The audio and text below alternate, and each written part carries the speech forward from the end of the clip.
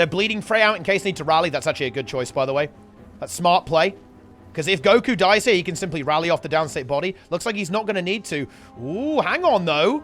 This is a little bit spicy. Can Draza pull off a miracle? He can't heal himself. He gets the downstate, but the gas is going to get him. Can he kill Lisa? All right, here we go. It's time. Right, monthly variety event. Okay, let's see. I hope you guys like spell breakers, but who knows? Okay, look. We go into this, guys, with an open mind. I'm expecting a bit of a warrior situation here, guys. And yet we already get off to a good start with Notamelon and Zintrex. Rocking the double Spellbreaker here with Defense, Discipline, and Spellbreaker. Currently bullying Stuck in Gold and Lagatha Lovebrook, which he played in the previous tournament as well. That's actually hype. It's cool to see multiple players like coming back for more in these tournaments there as well. So yeah, a lot of Spellbreaker going on here. Not terribly surprising, but look, guys. We could see some cooks. There could be a couple of cooks here, guys. A couple of chefs. If you will. Ooh, and we actually do have a bit of a cook here. Although this is a slightly different approach. We do have a couple of different approaches. We actually have a really big first match here. We've got to actually take a look at this. We've got Lisa on support Vindicator, actually, with Goku, who is actually playing a Spellbreaker build. Wait, what on earth is this? We actually have Longbow Spear, Power Spellbreaker here, up against Zan and Oki, who are both playing Holos with the double Holo. And actually, so far, Red Team here, Lisa and Goku putting the pressure on here, actually having a 1-0 advantage in this matchup. Can they take out Zan? Zan in a lot of trouble, having to run away. No heals to cover, and the spear lands for Goku. There's the Harriers toss. The kill is secured. I think we're going to be going up to a 2-0 here, actually, in favor of the Red Team. So we do have a slightly different approach. We have a support and a Spellbreaker, so a bit more sustain. Now, I think the problem with this composition actually is the fact that if it goes to timer, the support is going to lose a lot of that value, right? And I suspect that if this goes up against a double Spellbreaker setup, I think it might just get stalled. Because the Spellbreaker, I think one Spellbreaker might not be enough to actually kill two Spellbreakers or, pressure one while also being attacked by another in enough time. So that might be an issue there. We'll have to see if maybe Lisa's got a different cook. Can maybe see what a Conditioned Herald, for example, or of course a Damage Vindicator of some kind. So I'm not sure if this wins into a double Spellbreaker purely because of the way the timer works. And again, after the timer's gone, all of this healing, which will certainly prevent Goku from dying in the 2v2, it will suddenly have no value into the Spellbreakers after that timer has finished, of course. We've got double Scrapper now. So Holos we use, now it's Scrappers. This could be very surprising, actually. Because if we get a double Nade Barrage, content can happen, and here we go. They're going to go for it. Now, of course, we do have Ventari Rev here, so there is going to be projectile block available here for the red team, so the grenades can be nullified a little bit. Elixir X being used now by Zan. Gets the Rampage, actually. Maybe he wanted the Lich to go for some of those big Lich auto attacks there. But yeah, it's looking like a little bit tricky. Yeah, Zan is already down. Scrapper kind of exhausting all of its cooldowns. They're immediately being taken out. Lisa going for the Stomp here. Gets it there with the stability, and that is going to be the end of that. A quick 3-0 for this French cook. And there it is. That's the end of that. And that's how it is. Game over. 3-0. 2v2, I think, is a little bit more, I want to say comp-dependent than the 3v3. I'm kind of a bigger fan of the 3v3 rather than the 2v2, if you ask me, actually. Oh, we have a Spree. Yeah, Spree's playing as well. That could be interesting. Pain is also playing. So we've got a lot of games. Of course, 2v2 means that people, do end up kind of spreading out a little bit. Luaran playing as well. Oh, and Gornet playing too. Fefe playing as well. Zeal playing. Well, we've actually got a lot of duos here. I guess that's not a surprise. 2 is indeed a smaller number than 3, and which is in turn a smaller number than 5. So we actually have a lot of competitive teams, I believe, that will be competing to get into that top 8 and go for that Duo of Destiny setup here as well. But yeah, 2v2 does tend to... Wait, why can't I view any of the... Are they... Wait, is it just... What's happened to it? Oh, here we go. Here we go. It was being a bit weird there. I just couldn't find any active game for some reason. Okay, here we go. We have a Kuma. Reaper on the red team and the Tempest. This is almost like a classic 2v2 comp, actually. Look at that. Yeah, we've got the Dagger Tempest. Kind of playing a bit of a support build here, but also some healing as well, of course. Some damage. It's actually more of the damage build, isn't it? Fire and Earth. with Sage Amulet 2. Of course, we'll have a little bit of support there with that dagger offhand for the cleanse. And of course, the rebound being used there too with Aftershock and Feel the Burn. So some support stuff here with the Elemental Bastion, Invigorating Torrents to help keep these Reaper alive, buff up that Reaper. Also some good DPS though with Fire and Earth at the same time. Currently doing very well, actually 2-1 against their opponents who are playing Druid and Dragon Hunter here as well. So kind of in some senses, a similar comp. We have this slightly, support-oriented build, then this damage build from the Dragon Hunter. Of course, very different classes being used here. And already those conditions absolutely merciless here onto the blue team. The Druid does have very powerful cleanse from Celestial Avatar, but drops out immediately, so no support for a good amount of time. The DH is going to be on their own for a little while right now. Renewed Focus still available, burning through these virtues, though. However, damage is kind of connecting here a little bit. Can this DH actually land some damage? Traps are going to be coming off cooldown again pretty soon. We need to see a renewed focus, though. There it is. The Druid is now on their own for a bit. Doesn't have Celestial Avatar. Pet is also dead. Do we have anything that can be used to stay alive here? There's the Celestial Avatar. Glyph of the Stars has already been used, though, so we cannot get the revive onto this Reaper. And I believe the blue team is going to end up defeated here. Red team, and that Conde Reaper, man, it is dangerous. It is very, very dangerous in these matchups. Definitely one of the classic builds there. Let's see if, we'll have to see if any team is going to be capable of using it. I believe Gornet might well be playing Necromancer, although Gornet is also a multi-class, so kind of a Necro main, but certainly can play other things, so we can certainly see the Spellbreaker out from that player as well in that sense. But yeah, this is, it's going to be pretty monstrous, guys. This Reaper also in these fights, like so much pressure that the blue team not able to keep up there. Well, let's see. Let's see if we can find like a rank 55 team. There's got to be like a... Surely Draza's playing, right? Maybe he's playing with Esprit, actually. I'm not sure. Misha is playing too. Yeah, we have the Misha team. So it might be like Misha and Draza potentially. Could have that going on. I feel like the match thing is being very weird. It's quite difficult for me to see what the hell's going on right now. We actually have a 1-all. Wow. And we might well be going to timer. The Scourge attempting a epic 1v2, so probably no timer, actually. As the red team get it done with a Support Guardian. Ooh, and actually a Staff Warrior. A Staff Spear Warrior. So kind of almost like the Duelist build kind of being brought to play here. A little bit more defensive potential using the Staff here, as opposed to some more aggressive weapons like the Dagger main hand. Support Guardian, heal the world. Is ready to do exactly that with the Support Guard. Yeah, again, I do think... I'm not actually a big fan of running support unless we're actually playing Necro right now. I think that might be the exception, is maybe the Necromancer can justify the support, but... Or maybe some other very glassy, very high DPS build. Because the problem right now with this comp is how do you beat the Spellbreakers, right? And I know we're almost like a broken record here, but if you run into a double Spellbreaker... How do you beat that with this comp? I feel like you don't. I feel like you auto-lose, pretty much, even if you play really well. Of course, blue team, playing with the Willbend and the Scourge. What kind of Scourge is this? It's actually kind of like a support Scourge, but yeah, we see the transfusion. Enjoy it while you can, my friend. So we do actually have that going for us on this team, so there is that support being played. So kind of a similar setup. And of course, the Willbend, a very high DPS build on blue. And this is kind of the same thing, right? Like, I think that having a support for a very, very, like, uber carry DPS definitely makes some sense. Help keep that Willbender pumping, able to keep up the pressure while the opponent is attacking. And let's see if they're able to connect. Of course, Scourge is kind of an interesting support.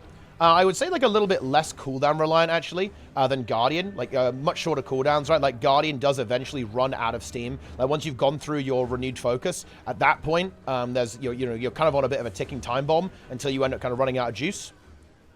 And let's see, and I think the blue team's kind of identifying that well here. They're seeing that the Guardian is starting to run a bit dry. I want them to stay on that guard. Of course, the healing output from the Scourge is not completely insane. More of like a kind of a passive, almost offensive style support. We need to see a transfuse here. Oh, there's no transfuse. Good knockback there. But I think there's no stability. We're going to have to see a big transfuse here to make this work. There's the fear into the transfuse. Here we go. And the Bloodwell and the Guardian res. There's a Ghastly Breach. I think this is not over. We need to see the Ghastly Breach into... Oh, no, the Stomp comes through. Oh, the Stomp did come through there.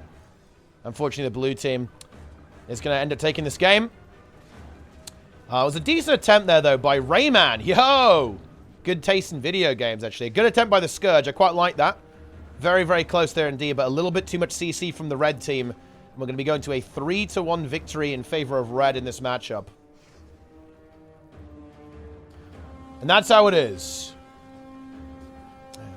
Oh, wait, Lauren's playing DPS. Very spicy.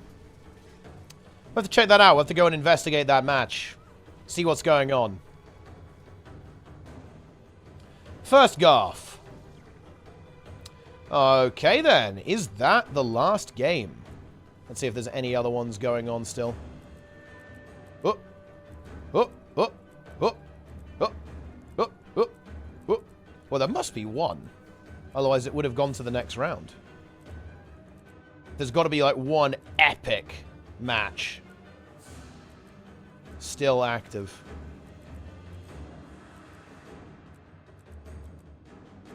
Yes? No? Aha! I found it. Here we go. Oh, it's Zemvo and Kranel versus Maya and Arazov. Okay, so Zemvo up 2-1 currently. Let's see if they can make this happen. It's Willbender and support Chrono. Again, yeah, this is the kind of setup that I think it has some potential. More potential anyway than running a, you know, kind of a support and a warrior. So let's see if that Willbender is going to be able to connect. And Kranel, of course, definitely a big kind of Guardian player. He used to play a lot of DH, actually, back when he was playing with Quaggan's on duty. I know a lot of other things too. Thief, actually, as well. See if he can make it happen. The damage is connecting. It's a support Vindicator here, I believe. Oh, with Spear. Interesting. I imagine using this Abyssal Blot to set up some CC. Maybe using the Sage Amulet. Yeah, it absolutely is. For a bit of Conley pressure as well. Being brought into the mix. Ooh, that Vindicator took some very heavy damage. That Willbender kind of unleashing. 1 minute on the clock, though. Now, I think what is interesting about this is that both of the blue team have an invuln, which is super nice for the timer situation. So I imagine some of these games have been going to timer. That's why it's been taking so long. And the Vindicator doesn't have that. You got to bear that in mind, right? Vindicator does not have an invuln. The Warrior does with Defiance Arts, and they need to be holding this for the timer. And let's see if red team are playing for it. I think they are still trying to go for that kill. Vindicator very, very low right now. 5k HP. Kranel looking for the kill. The CC comes through, but the shield 5 is good. But is it going to be good enough? Oh, the healing is very, very powerful, actually. Vindicator able to sustain pretty nicely here. The Willbender on the hunt, though, from red team. We're not out of the woods yet. That mobile Sword 3 there, still connecting with Zealous Defense. Very fun. The Great Sword blasting. Blue team kind of weathered the storm there. I think we're going to be going to timer. Now, the big thing here is that Zemvo... Ooh, no time warp for Zemvo. So, no double... Sorry, no... There's not going to be any double time warp shenanigans after the timer. That could be relevant here. And there's no distort. There will be a Signet of Illusions, though. So, the big key here is that we don't want to see a renewed focus out of Kranel here. And he needs to be on full HP. He needs to be on full health in a couple of moments. Ooh, is he going to be forced to use renewed focus? But actually, never mind that. We might not get to that point, as we actually have an immediate demolition there. The Willbender connects massively. The Warrior attempts the Warbanner, but I believe Zemvo was able to get the CC, denying that, shoving that player away. Ooh, and now... Oh, sorry, actually, well, the Warrior died. It wasn't there. There's no way there was a Warbanner there. Never mind. I'm not paying attention. I don't know who's who, guys, okay? I can't tell between a Vindicator and a Warrior. And yeah, Vindy in a 1v2 with no ability to heal itself in the gas. Zemvo and Kranel take the win after a grueling, I think, 4-timer game matchup right there. Goodness me. They're not messing around. That is a big one. Okay, that is the end of the round. That was a meaty round there, guys. Some of the games were really quick and some of them were really not. Okay, so let's see. I kind of want to see what, look, if there's anyone who can save us from the Warriors, it's going to be Esprit and the French Theory Craft. Let's see what we've got. Ah, okay. So we actually are going to see this Necromancer setup here. The Big Worm, Esprit, French Worm's leader, is here. And kill on the support Chronomancer there with Rifle and then the Sword Torch. Kind of the normal setup here, as you'd expect. Esprit, again. Ooh, bit of a cook. Esprit the chef. Blood magic over death magic, actually. In other words, kind of, you know, really utilizing that blood bank in combination with the support to have a huge amount of barrier and then loads of lifesteal as well for a little bit more damage, but also that sustain as well at the same time. Let's see how this one plays out here. Now, this is actually, this is like a good pug team. I recognize these players from Ranked. So it's a good Pug team. I think their comp leaves a little bit to be desired, to be honest. The Double Guardian, a DH Willbender. So I think this is probably going to be relatively straightforward here for the blue team. Let's see what happens. And yeah, that Devouring Darkness is going to be very powerful here, able to corrupt both of the targets at the same time. There's a lot of condition pressure. Well, that Reaper connecting there onto the Willbender. Already that Willbender going to have to renewed focus. Just barely gets it before they go downstate. Yeah, that Necro pressures is a little bit too much. They die instantly after getting out of renewed focus. And the blue team getting it done here. I have to go back to the drawing board here for the red team. Can they find a way to defeat this composition? It's going to be hard, to be honest. It's going to be hard. I don't think they have enough Coldly Cleanse. And the support, the thing is, it's going to be very hard to pressure this Necromancer with this support Chronomancer. Loads of super speed, so you can't slow him down. Resistance, so you can't apply blind weakness. And loads of stability as well from that distortion effect, of course. Very, very nice for the Reaper to really connect that damage output. Time Warp too, like the quickness uptime as well, very nice on the Reaper. Because Reaper has some pretty slow animations, right? And having a little bit of quickness uptime from the Mesmer and, of course, the Time Warp and so on, incredibly powerful. Okay, here we go. Content begins. Double Willbender instead of the DH. I think I actually prefer that over the DH. Because they might just be able to land like a colossal burst and just kind of throw the blue team off it. And that's what they're trying to do. They're just going in for it. They were kind of ready for it, though. Like, when you played as much PvP as a spree and kill, like, you know what's coming, right? Like, you see double Willbender, you know what they're going to do. And the thing is, Necro is kind of good at shutting this down, right? Instant AoE weakness, instant AoE chill, instant AoE corrupt. Just like weakness, poison, cripple, chill, like boon corruption. It's hard to do this, right? Like, it's very hard to actually get that snap jump that red team was going for. They wanted to find it, and, well, as you can see, the Necromancer barely dropped below 100% HP. And yeah, Rabbit Amulet too. This is a kind of a classic choice. I've been playing this Amulet myself, actually, because it's kind of a power meta these days. And Rabbit Amulet, makes you such a monster. It really does. Like, you're such a monster with this, with that Amulet. 2,000 toughness almost. Rune of the Necromancer, a bit more vitality, and 2,000 condition damage. Is it going to be so hard to get through, realistically, for these Willbenders? They're going to struggle so much. And again, they could go for the Chrono, but the Chrono is going to be so resilient to them. We've got the Distortion here, of course, so it's very hard to just, like, get that one-shot connection onto the Mesmer as well. Let's see if they can make it happen, though. They've got one more try. That Spear Burst not really connecting. But already we can see the health bars going down here a little bit for the red team. Necromancer survived the initial onslaught. So did the Chronomancer. Time Warp still available. Signet of Illusions. And yeah, this is looking a little bit scary, honestly. I think red team are going to have to maybe try something a little bit new in the next round if they want to have any hope of defeating a composition like this. Willbender goes down. I think the other Willbender is also going to be falling. There it is. Other Willbender falls too. And this match is well and truly over. Bit of a quick one there to start off this second round. Let's go see what else we've got. Let's see what, I want to see what Misha's cooked up. Could have been a pretty quick game on his end as well, to be honest. But let's see if we can find it. What about Gauntlet, actually? Gauntlet might be another representing the Necro. Yeah, we actually do. Flying Gauntlet, Support Guard, and then a Necromancer coming out here. It's Death Magic over Blood Magic this time. The Hospital. Yeah, another, again, pretty straightforward match here for this team. I think we can probably just hop on over and see what Misha's up to, because his game might be ending very, very soon. I think the spectate thing is also kind of bugging out as well. Oh, wow. Apparently that game is already over. Nice. That was a really brutal one then, huh? What about Zeolith? Wow, that game is over as well. Well, I mean, look, this is a slightly more frantic round than the first one, I suppose. Oh, this is interesting, actually. We are, in fact, going... So Frey and Draz are not going with a double Spellbreaker. I was kind of expecting that, to be honest. But it's going to be the support Chrono. And the Reaper, in fact. So we have got some spice going on here, then. Very interesting. Kind of makes some sense. It is a good combo. It's a classic combo. It really, really is. We'll have to see if the Warriors are going to be able to ruin the day. You know, yes. Necro is back in action. Necro having a bit of a rough time right now, but maybe it can win the 2v2 tournament as well. will be pretty hype. Frey is playing with the spear here as well, and I think that does make sense. Like, if you're playing in a 2v2, you do want to be contributing as much damage as possible, I feel like, with your support, and the spear is going to enable that, right? It's got that powerful CC, and you saw the damage there, some decent damage output, because, of course, Avatar Amulet still has power and precision on it, in addition to, of course, the healing power and the vitality. So having the spear there makes sense. Having a powerful AoE CC, bit of an evade attached to that, and, of course, it's the damage output. Very useful in my mind. Okay, that was the end of the round. That was the last one. Okay, I want to see... I really want to see the double Spellbreaker into the... Oh, dear.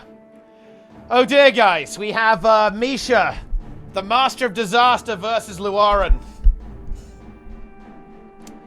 That's where the content begins, guys. Let's take a look. This is going to be a very important game. We have Luaran Leclerc here. Fungus Leader. And Master of the Universe, a.k.a. Guffle TV, a.k.a. Avatar. Versus Misha and Abindo. Also playing the Reaper and the Chronomancer.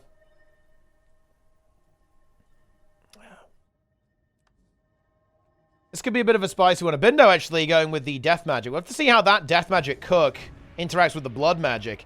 Tyrant Amulet as well, so even more damage output, basically. Just like maximizing the damage output, power, precision, and of course condition damage. So no vitality and not full toughness like Rabid. So just more stats, right? Like as many stats as possible on this build. Relic of the Reaper as usual, and of course Staff. And Pistol Focus, in fact. Actually kind of utilizing the power component there with the Tyrant Amulet, as opposed to the Torch, and the Pistol for the main hand. For a bit more like, almost like burst damage almost, I feel like, and that range CC. Luaran already getting pressured. It's going to be a bit of a difficult game, I think. Here comes the Continuum Shift into the Gravwell. It connects. But Luaran not playing support. Actually, there's no support on the red team. They're playing double DPS, so not able to resustain. Tried to land a burst, was not able to do so. Master of the Universe now in an epic 1v2 against the blue team. That's certainly going to be a difficult one to hold out in. And that's how it is.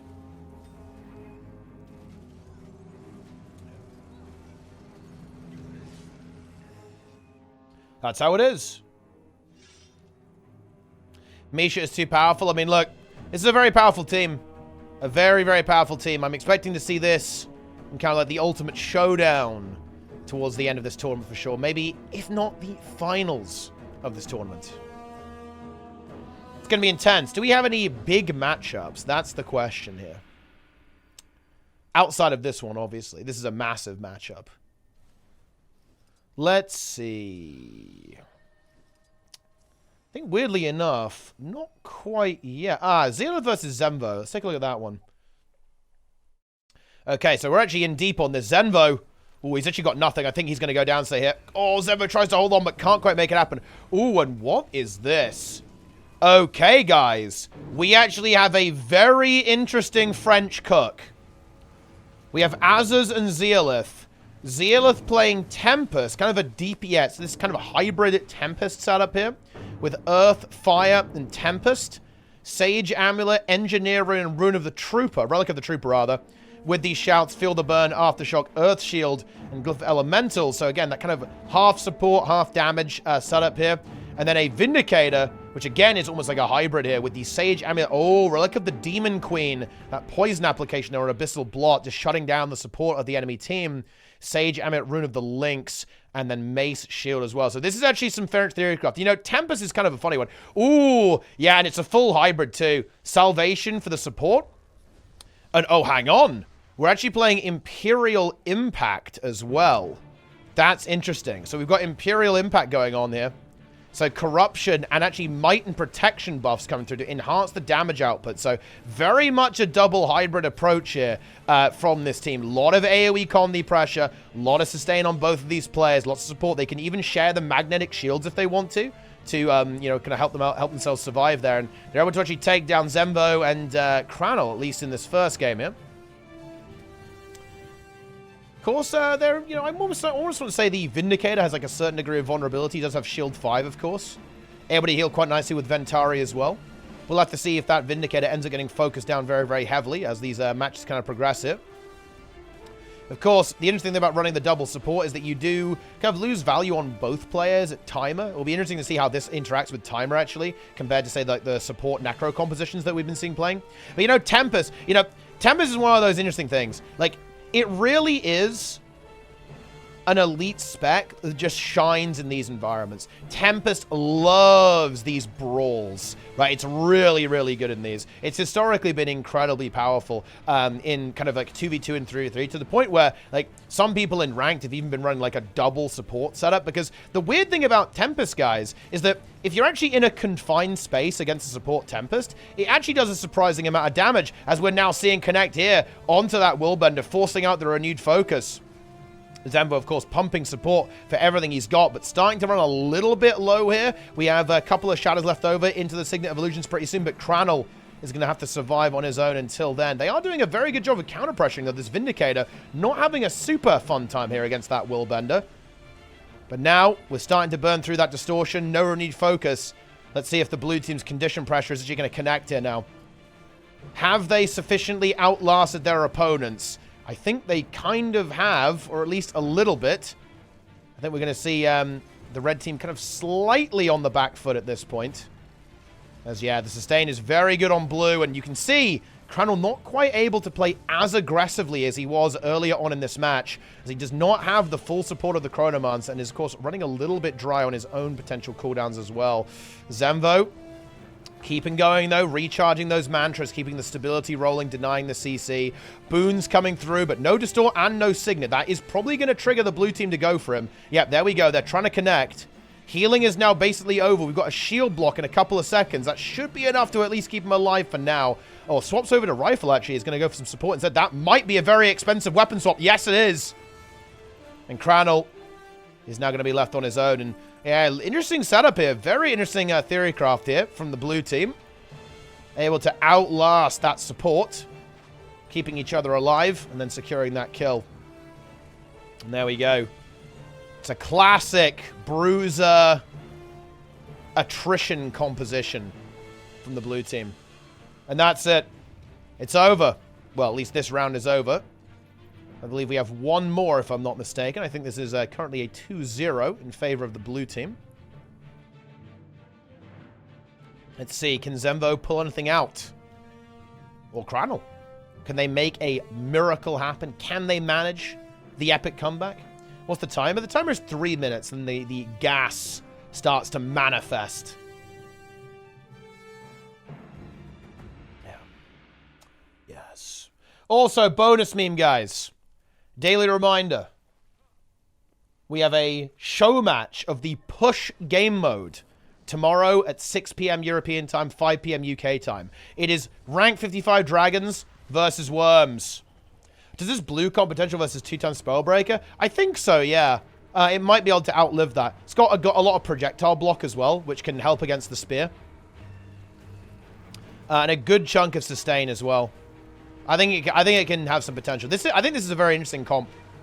Let's see if Red Team can make this happen. Again, like, what needs to happen for Red is Cranel needs to land the Hellburst. There's no revive potential, right, on blue. If one of them goes down, then that's it. You know, that is the end of it, right?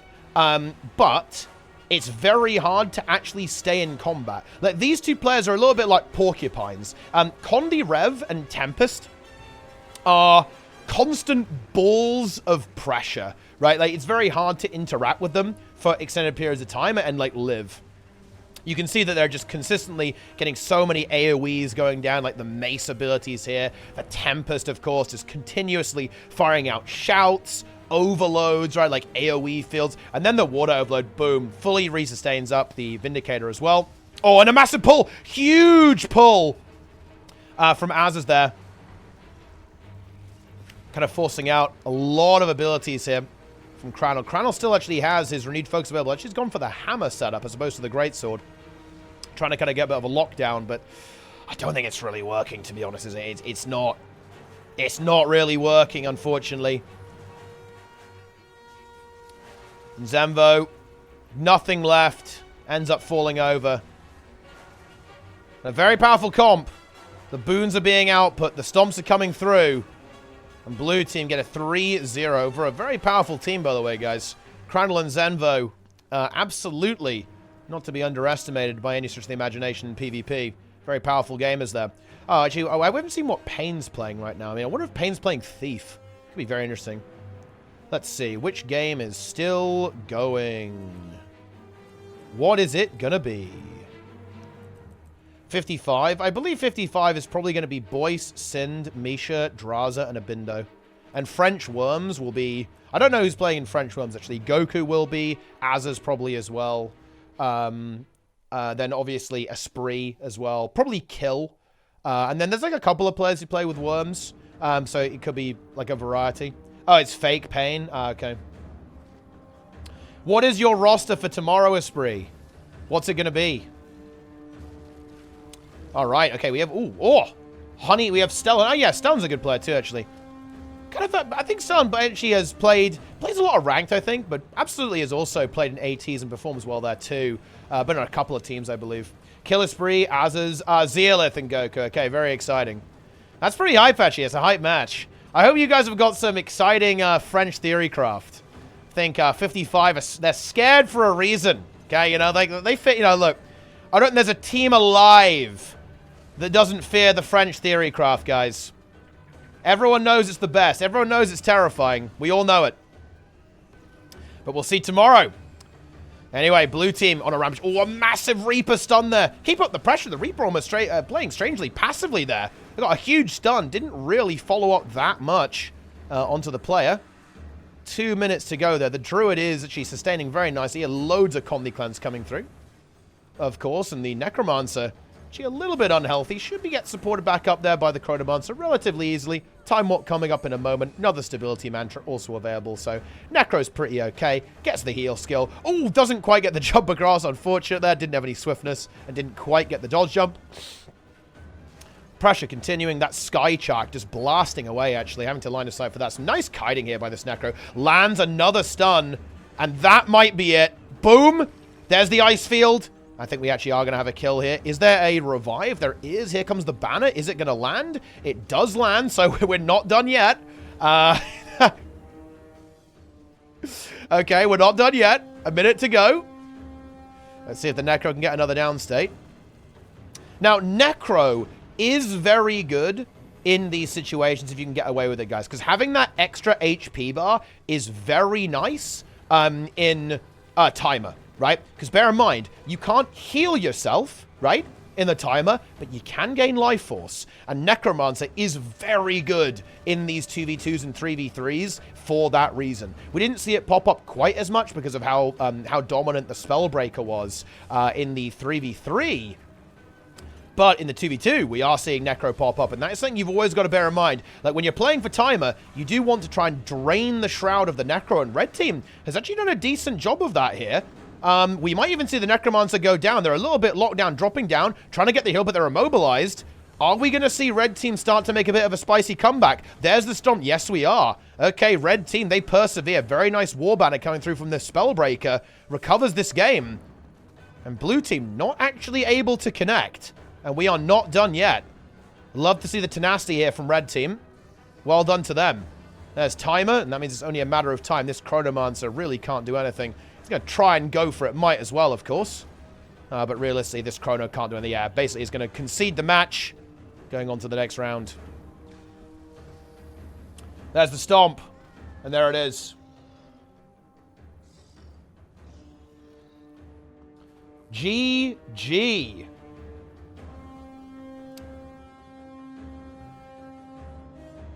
Cool stuff. Do love me some comeback. And... of course. Druid is hyped to see. You know, Arena's been putting a lot of effort into making other support builds kind of a thing in World vs. World and PvP. And it hasn't quite taken off in PvP as much as it has in World vs. World, because it's definitely working pretty well in World vs. World. It's really cool to see, actually. But in PvP, it's there. You know, you can absolutely play a support Druid. You can absolutely play a couple of varieties, different flavors of builds. Kind of cool to see that actually popping up here. The Mace War and the Starfit. And here we go. So, Red Team going to be feeling pretty good about that one. Let's see if they can replicate that. They played it slow, they played it calm, and they were able to... Oh, hang on a minute, careful! No! Well, I mean, oh, Stars should... Oh, no. Well, okay, then. I mean, it is what it is. Yeah, the Warrior maybe extending a little bit too aggressively there, getting a bit... Maybe a bit too overexcited by the previous round, I suppose. Kind of dies. GG, well played, actually, called by the Druid. I respect it. Love to see that. And, well, I mean, that's the end of the round. Okay. Yeah, I mean, it happens. Slight overextension there by the Warriors, punished hard by the blue team, and they clean up the match, and they're able to get the 3-1 victory, and they're going to be moving on. Feeling pretty good about that victory, I'd say. Okay, let's see if we can find any other games.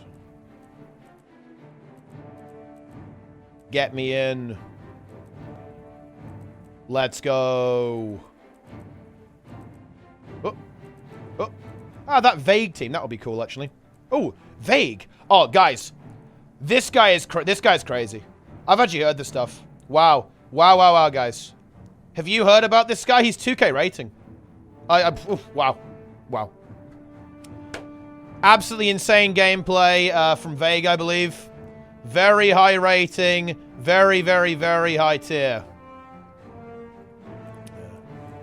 Best player on EU by far. By far the best player on EU. We all know it. Rising star in the scene. Did do well in the 3v3, to be fair, actually. Playing kind of an unorthodox composition, so we'll see how they've got anything prepared for the 2v2. Wait, wait, where is the game? There's like one... Oh, it's over. There was like one game that I couldn't find in time. Yeah. Alrighty then. Okay, moving on to the next round. Ooh, okay. We are cooking. We actually have a spree. French Worms versus Master of Disaster in the mix. Let's take a look at that. We got some team killing going on here, guys. We're gonna have Misha and Abindo, of course, going up against Frey and Draza. At some point, anyway. Not right now, but have we got any other really big matches going on? Zealot versus Nonamelon. That's going to be potentially interesting. Oh, damn. We've actually got some big games. Frey versus Gornet, and also... Ooh. I kind of want to keep an eye on both of those. They're going to be very competitive, I think. Very, very competitive indeed.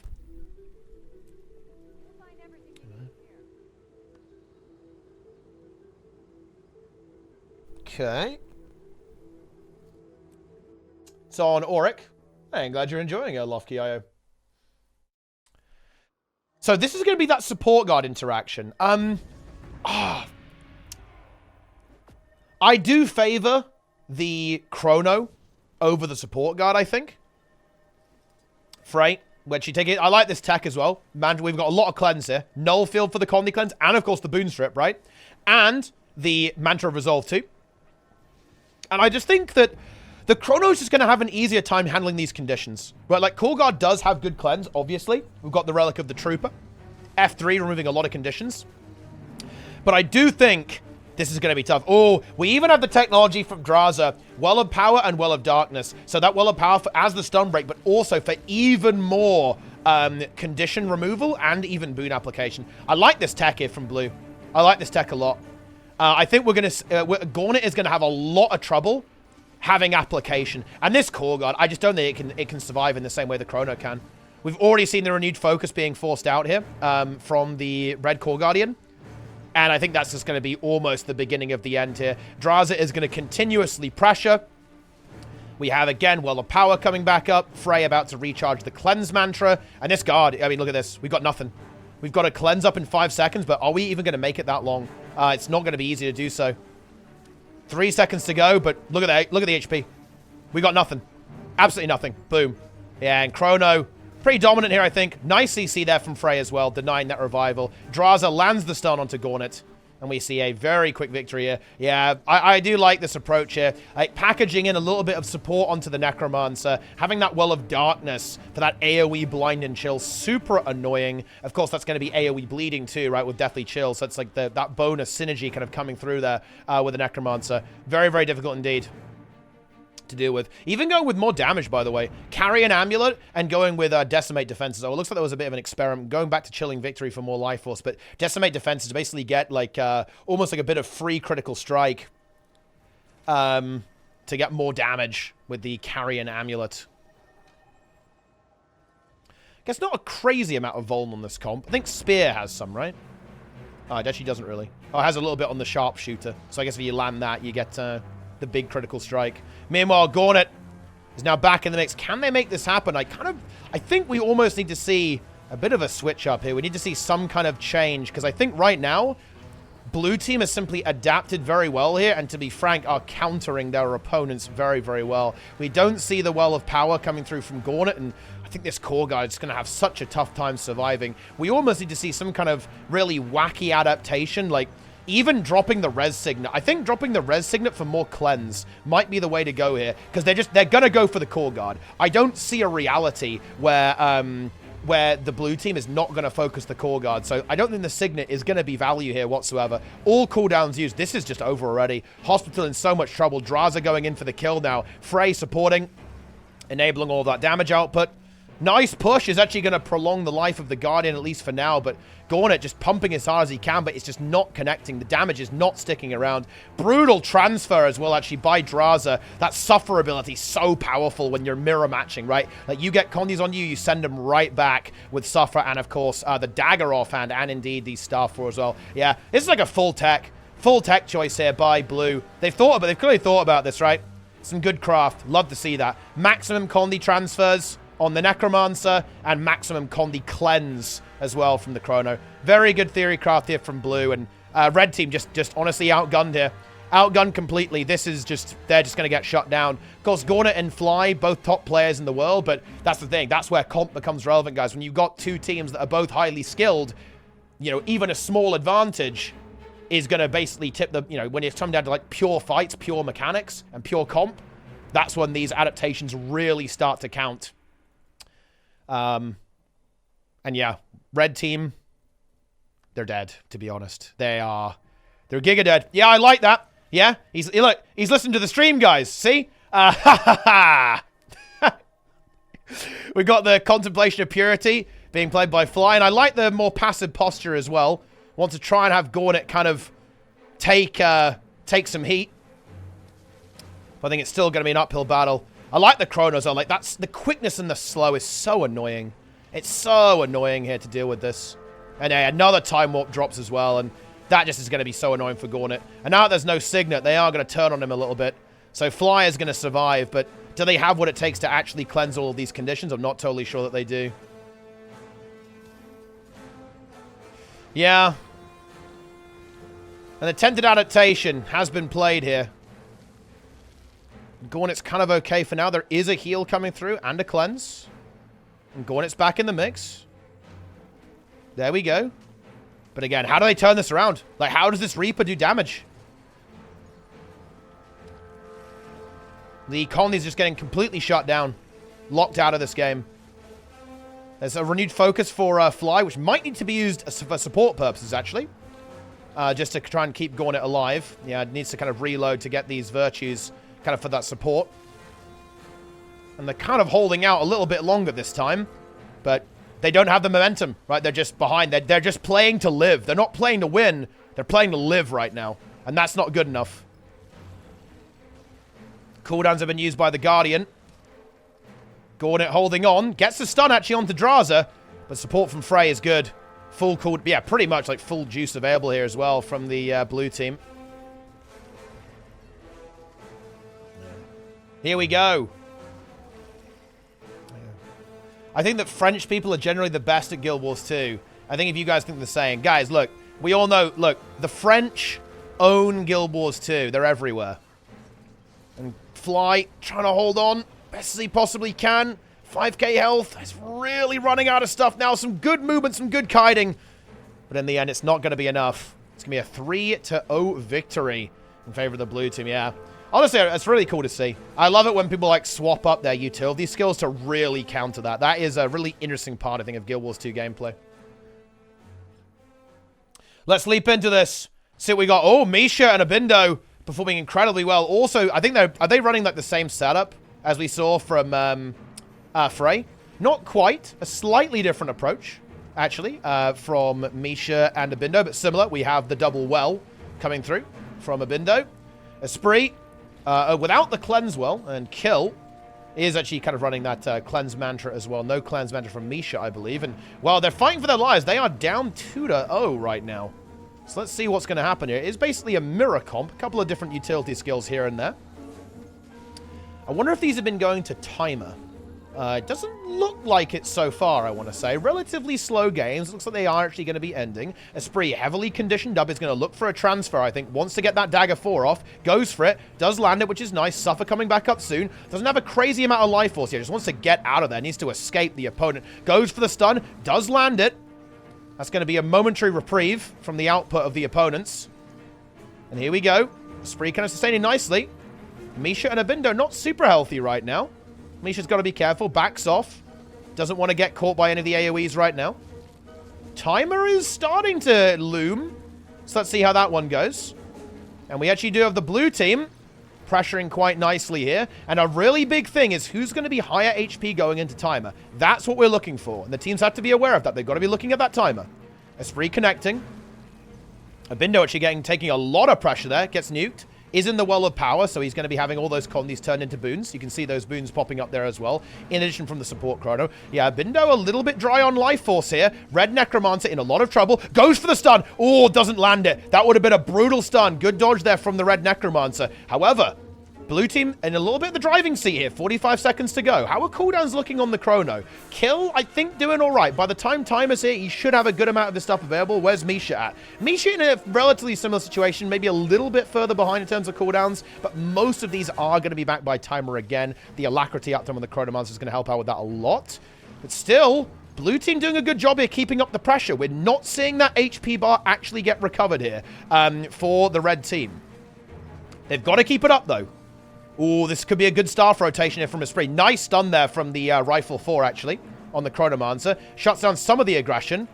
Ooh, and the HP is going up, actually. Yeah, that was right. Oh, but look at that! A beautiful combo there at the end as the timer comes through. Abindo about to fall. Yeah, very well played there by Blue. A massive combination of CC from the Chronomancer and the Reaper is going to generate that kill instantaneously. Misha has to pull off a miracle now. I don't see that being possible. Yeah, that was good. Well played by Blue. They understood the win condition there. They saw the timer. And Red Team was able to kind of recover, but they had to use a lot of their abilities to do so. And Blue Team knew that. And they responded. Brutally pressuring their opponents going into that timer. This could be a slog, guys. This could be an absolute slogfest. Big slogfest here, I believe, from this team. Could be going to timer every time. Okay. And yeah, it is blood magic on these Reapers, I believe, by the way, guys. Yeah, we have blood magic. Unholy Martyr being played by Abindo. Kind of that, again, leaning into that support element. This will, it will transfer condies, and then you eat them when you drop out of Shroud, right? You eat them and get life force back. That's being played. Is this Spree still playing Blood Bank? No, he is. Yeah, because of the, I imagine this is like a Reaper mirror tech going for the Unholy Martyr. Instead, still going with the Ural Weaklings, getting that more might application and, of course, weakness and a very short cooldown stun break. So a little bit less kind of Connicons on the util bar, but kind of more, you know, Connicons being packaged into the traits here as well. Whereas we do have no Ural Weaklings. It's going to be Well of Power as the stun break. I do kind of like the Well of Power, honestly, because it also cleanses Condis from the ally, from the Chrono 2. They can both kind of get hit by a couple of ticks of it. Do quite like that. But obviously, Blue Team kind of making it work here. And it's still match point. They're under a lot of pressure. They've got to make this work. Ooh, nice CC combo there at the start of this match there. We had the Reaper stun into the Shout stun. Esprit now responding in kind. Not able to quite land his abilities, though, this time around. So teams just trading so far. Just trading. Cleanse Mantra being recharged. One big thing about the Cleanse Mantra is that when you channel it, guys, you do actually basically full cleanse yourself as the Mesmer, which is super good for resustaining in a matchup like this. Okay.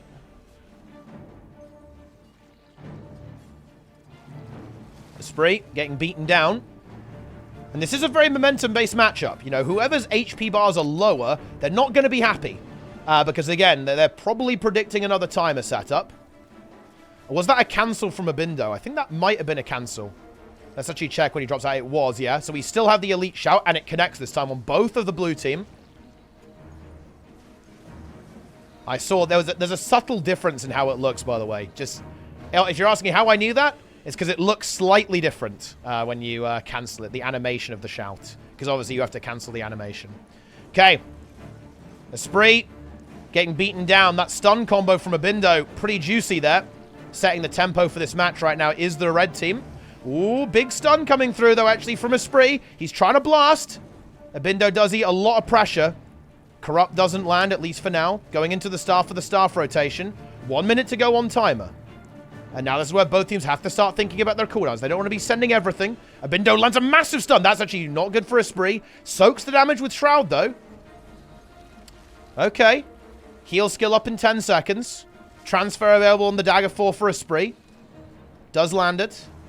Now the Chrono kills. Got to get that heal now. Esprit needs to be careful. He wants to be full HP. They're trying to apply pressure with the Shroud rotation. Tries to go for the stun, but I believe stability was available. Full Shroud for Abindo is now being used. I think Esprit is going to think he's going to be quite conservative right now. Wants to get his health back. Let's see if he can do that. Does he get the stun? Oh, was blinded. Doesn't quite get the stun. Wants to get HP now. 20 seconds to go. Both teams kind of on the same game plan here. Playing conservatively. And again, almost in a similar situation. Blue team may be in a good spot to get a setup here. Ooh, Esprit's got to be careful with being too greedy. The gas is going to be spawning very soon. Both teams kind of in similar positions on full HP. What's the Shroud looking like? Bit more Shroud for Abindo.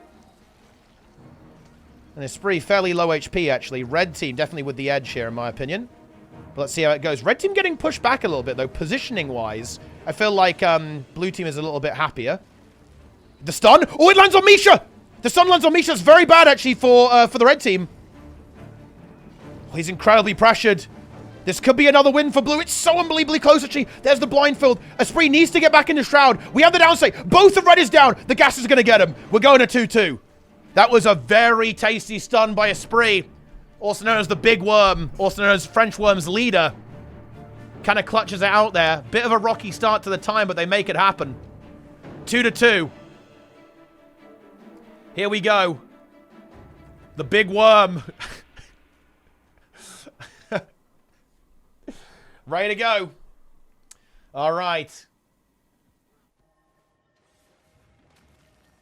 Okay. This is all it comes down to. Last match here in the Auric span. Do we see any tech choices? Any decisions? No, I believe we're still going with the same setup. It's just a play it better angle, I believe, is the approach, which makes a little bit of sense. I think we have Rune of Awe for the negative condition duration, right? So a little bit of tech there, but I believe that was already being played, actually. Esprit going with the Necromancer, just for like more raw damage output. Focusing on the cleanse to mitigate that. Other than that, very similar setups, of course. Ah, look at this. We have the Savagery sigil being used to really extend the duration of that stun. Like that, if you land a melee chilled to the bone with that sigil, guys, think of the duration there. It's like a 5-second stun. Check that out. How crazy is that? If you're on your Scepter set, of course. That also works in Shroud, by the way. So if you land your Shroud 5, you'll also get the stun duration there, as long as you're on your Scepter Dagger set.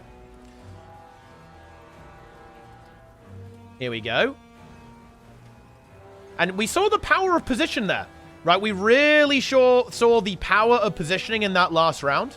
Whereas red team, they kind of got locked down the stairs a bit, right? As the time was coming up. And that was a big deal there. That made it much harder for Abindo and Misha to actually push up and get that pressure. But having said that, hang on a minute. Esprit gets caught. Takes heavy damage. No heal skill for a while.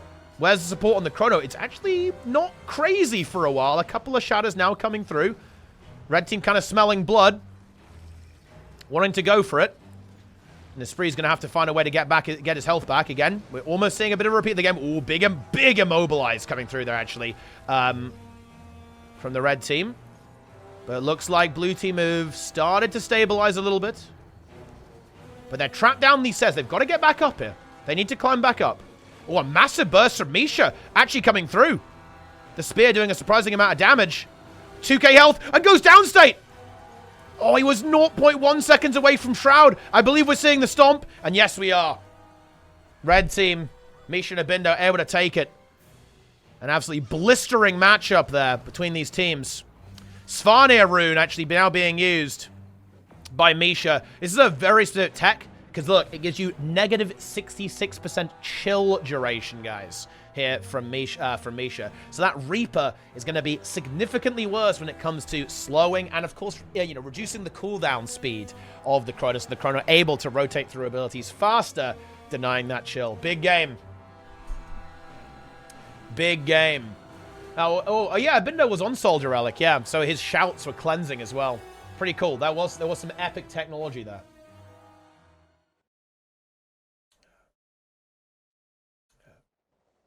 Not Worm. No. Esprit is like he's the team name. His character is not named like French Worms. The team name is French Worms. There's some good context to that one, but that's for a story time for another time. Okay, so we actually have French on French action here. Lisa and Goku with the ooh, is this like a DPS Spellbreaker, Greatsword and Spear from Goku, Lisa on support, Vindy. And then we've got this double kind of hybrid setup from Zeolith and Azaz. Let's see how this one plays out. It's a completely fresh match. Let's see how this one's going to go. I don't really know how these two comps are going to interact, if I'm being honest. I think, again, I'm pretty sure if it goes to timer, I think blue team is happy. Because they're just going to have a lot of damage. They've got just, like, essentially 2 classes that can do damage, as opposed to only 1 with the Warrior. There is Defiant Stance, though, and you should never underestimate Defiant Stance when you're dealing with the gas. Rampage 2, of course, available. So far, it just seems to be kind of what we saw in the last game.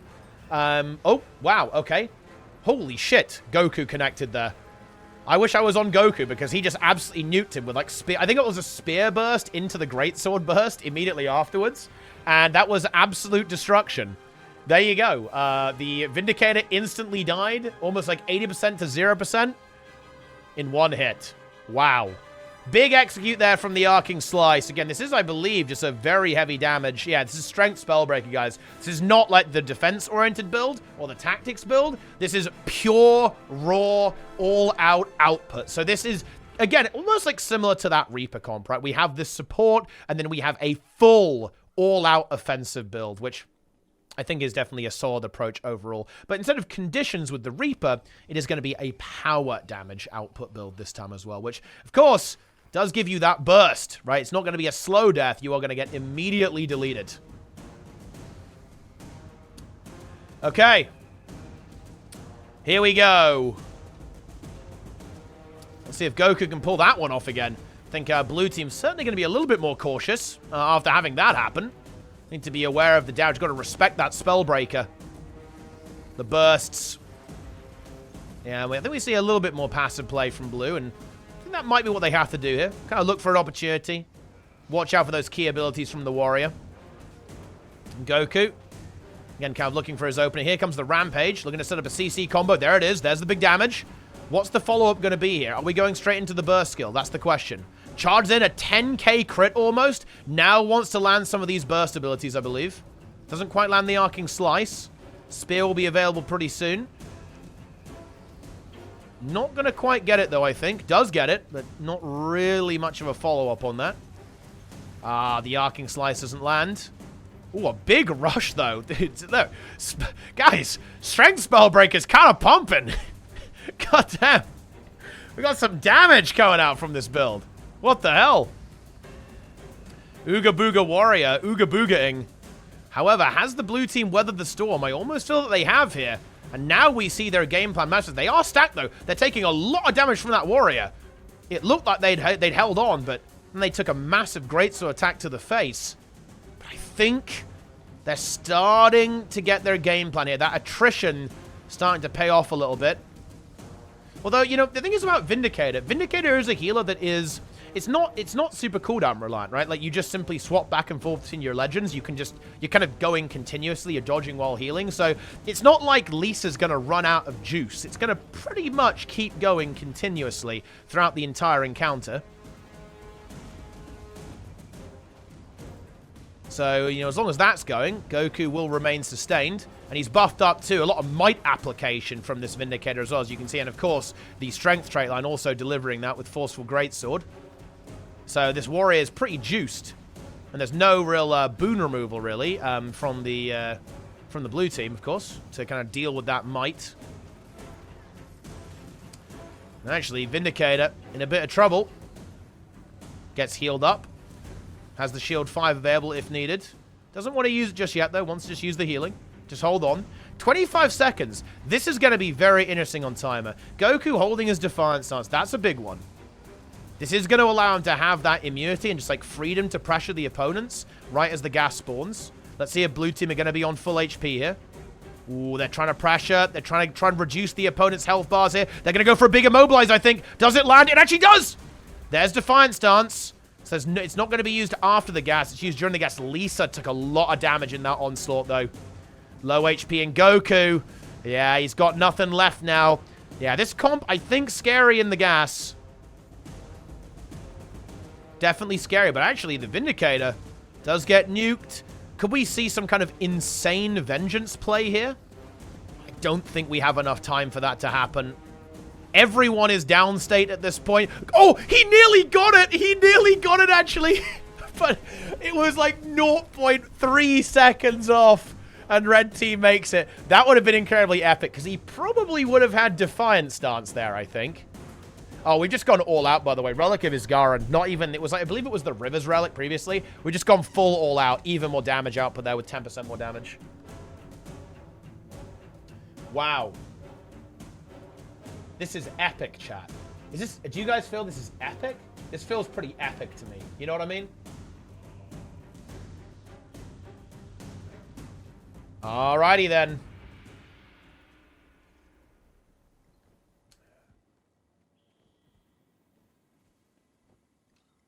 One all. Chills. Okay. Here we go. Same. This could really go either way. I actually think that both teams have kill potential. I do think that timer favors blue team. So I think red are on the clock. They've got to make something happen early, but we've seen they can do that. Even in that last match, it wasn't all sunshine and rainbows for blue. There are a couple of very scary moments for them. So let's see if they can replicate that first game. All right. I do like the passive style here from blue, though. They know they're good in the long run. They just got to keep the heat up. And then just, like, stall it out. And they will have an advantage, I believe. Not looking to go too hard. Keeping the conditions going. Getting the blind going. Big Earth Overload will be available soon. Here it comes. If this immobilized lands, that could be potential. Actually, dodges there. Didn't want to get hit by some of the warrior abilities, I believe. Yeah, the Arcing Slice was a little bit scary. Spear Marshal support. Connects. Does connect, actually. Not a crazy amount of damage, though. Weakness. Look at that. Weakness. Slow. Chill. Ugh. All of that very oppressive condition pressure. Unleashed by the blue team. Blue. Trying to juice up. 1 minute 30 to go. Yeah, I can definitely see this, though. Blue just want timer. This is kind of one of the things that can go a little bit wonky in these matches, right? You know, if the timer favors one team, then like playing pretty passively can definitely work. Just keeping the heat up enough to make sure that you don't die, pretty much. Trying to reserve cooldowns and making sure that your opponents are as screwed over as possible going into the no heal phase. Obviously a good strat versus comps that are running support. Although they're kind of both running support, but they're also both running damage, so it's a crazy game. 50 seconds to go. And actually, Ooga Booga Warrior needs to be a little bit careful. No cooldowns, no stun break here. No heal skill either. Does get a juicy Harrier's toss, but the resustain is very tasty, actually, here from Zealith and Azaz. 30 seconds. Red team, they've got to go now. They've got to find a way. They've got to get these health bars low going into the timer, or they are going to struggle.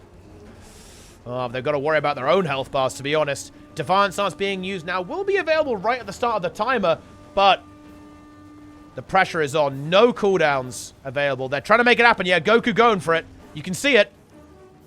But I'm not totally sure it's going to be enough. Lisa also quite low. Rehealing nicely. Ooh, tasty Abyssal block there from the Rev Spear, but it was stun broken out. 2 seconds. Health bar's not looking hot for Red. Yeah, the Condi's just ticked away there. And I think Red... Oh, Goku drops down. Actually nearly gets killed by the gas. Narrowly survives. Does have that Defiant Stance, which is nice, but it won't heal you after the timer. It will prevent you to take a damage, but it will not heal you. Goku down. Maybe we see a Vengeance here, and he goes for it. I think we probably do. Yeah, just barely in time. He's going to delay it as long as he can. Oh, he's not going to go for it. Okay, never mind. Concedes the game. And the unholy builds. The unholy hybrids. 2-1. Is the auto attack air bugged? Yes. I think it should fix itself when the map resets, but I'm actually not totally sure. Yeah, he has the permanent air auto attack, just connecting onto Ooga Booga Warrior. Insane. Waiting for players. Let's see, I wonder if we're changing anything. There was a bit of downtime there. I wonder if it's a different setup here from Goku. It's not. Maybe it's a tactical discussion. I think they were talking in chat as well. Saying hello to each other. Having a good time. Gaming.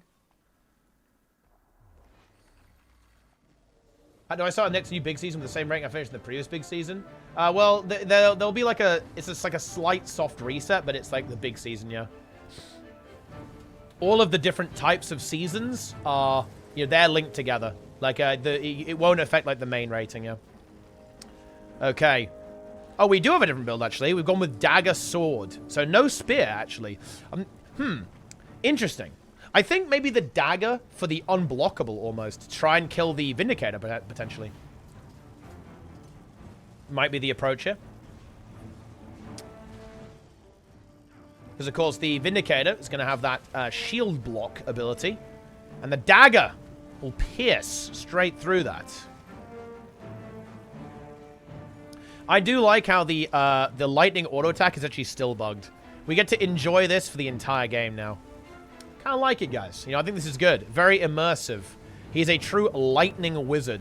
The ultimate lightning wizard. Yeah. Bit of a comp diff here, I think. The red team setup not quite working out. Certainly an interesting one. Certainly a powerful one. But it does appear that Zealoth and Azaz have found the superior technology. A Defiant Stance being forced out. No spear, bear in mind, does actually make this warrior more vulnerable. No evasion on Harrier's toss. No evasion on the spear swipe as well. So easier to take down and not even necessarily more damage either. We might actually not even see this one go to timer, as we can see that Goku not able to get the pressure. A massive Abyssal blot comes through, locking down the warrior. Lisa can't save the day. And this is going to be a 3-1 in favor of French team number 17. Okay. Pretty slow games. I wonder if there's anything else still going down. Looking like the answer to that is actually no. Or not much. Is this actually the slowest game? I guess it might be. This is a lot of timer games here, right? Here we go.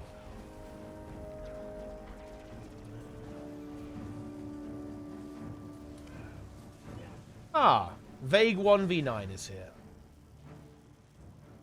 Welcome to the mix. All right, there we go.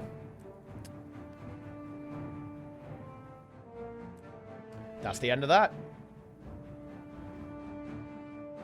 Is that rank 1 legend Vague? 2052 rating? 145 and 5? Holy shit. That's crazy. All right, let's continue. Any more games? Maybe not. It's not looking good. Oh, aha. Here we go. This should be a good one. Ooh, we got a big one. Zambo and Cranel versus Notamel and Zintrex. Is it a support Vindicator? Yeah, it's kind of that hybrid-y, supporty Vindicator. Corruption. Salvation. And, of course, the Spellbreaker from Zintrax. They face the Willbender and the Chrono. Oh, interesting. These two teams kind of going toe-to-toe. Deciding round. Let's see, what's the plan here for these teams? I think, that Willbender is going to be the key here. Like, if Cranel's able to connect, again, it almost feels like Timer might not be the friend of the Willbender team here, because once that Willbender is kind of like locked in. Oh, hang on a minute. The Vindicator, though, gets a little bit caught. A massive CC lands onto Nonimel. Nonimel in so much trouble. Doesn't have a shield block either. Cranel's going to go for it. Is going to go for it. 14% HP. I think he doesn't have much either left. A little bit of healing, but that's it. The cleave is coming through from Cranel. Yeah, I like that, though. It's a War Banner, though. But I think Cranel can just keep up the pressure. There's the shield block. The resustain is good. Cranel, kind of out for blood right now, wants to connect. Ah, the condition's connected. Oh, and Cranel gets drawn in a little bit. He's able to get cleansed by Zemvo. Good support there from the Red Chronomancer. Blue team trying to stabilize that War Banner, that revive. Very, very key. Good coordination there. Very quick response by Zintrax to make that happen. But again, Notamelon just getting pressured, getting pushed by this Willbender over and over again. Goes for the Crashing Courage. Here's the aggression from Cranel. Wants to land. Doesn't quite get what he needs. 1 minute to go as well. Keep an eye on Timer. Won't be a renewed focus on Timer. 86 seconds versus just over 60. So Timer is scary for Red. Timer's very scary for Red. They kind of need to end this. Cranel's got to go. I'm not a fan of Timer for this for Red whatsoever. He got the down state before, though. Let's see if he can do it again. He's got 45 seconds to get some pressure going. Zintrax trying to hold his defiant stance for Timer, obviously. Oh, and those spear attacks connecting onto Cranel. He's got nothing. The Warrior, the Spellbreaker, is here to claim dominance, clear to claim supremacy. Harrier's toss doesn't quite connect. Not a melon low, too. Both teams really going for it. It's a close one right now. Very big resustain by Zemvo. I like that. Ah, Contemplation forced out, though. That sucks for Timer. I'm a bit scared for Red, honestly, guys, because those condies are going to start ticking very, very soon. There'll be no recovery. Cranel low. He's got to get some health back. He's able to do so. But, oh no, he's got to be careful of the gas there. Yeah, just narrowly avoids running under there to prevent that. Zempo, does he have Distort? He doesn't have Distort. Has a Continuum Shift. He can use that to kind of reset his HP a little bit. But I think Blue Team have got the upper hand here. 2,000 HP onto Zempo's going to have to press something soon. Not a melon, very, very low. The Chrono kind of actually gets away. Hang on. Zempo just is kind of left to be almost like running free. Gets barely caught by a Spear Attack. But actually now Not a melon in the downstate. Oh, both players now in downstate. And Zintrax is still holding firm. Battle Standard actually got blocked, I believe, by an Aegis, so didn't get the stomp onto the Willbender. There's the Ryan to Nonabel, and our blue team are going to get it. Spellbreaker beats down the Willbender and sends it back into the abyss. There you have it. Check Discord. Okay, I'm checking Discord. Yeah.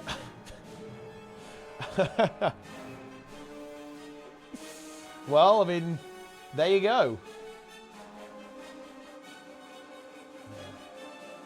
Wait, hang on. Guys, I have received illegal information that Vague actually 3-0'd Frey and Draza. That is actually confirmed, I believe.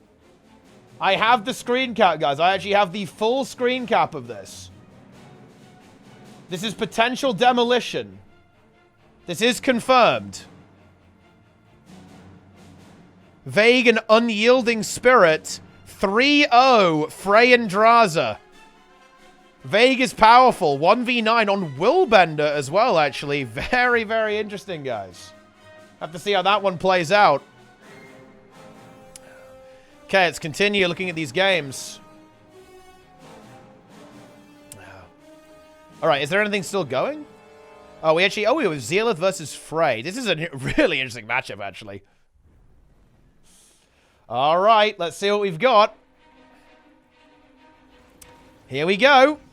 So Frey and Draza actually losing their last match. Now they face this very interesting composition. Now, I do like this map on Necro. There's a lot of kite potential here. So Necromancer can do loads of juicy stuff. You lose your... No, it's still Swiss, Azdome. Still Swiss. Find the Vega. I mean, we'll have to take a look at it. We'll see what they're up against, actually.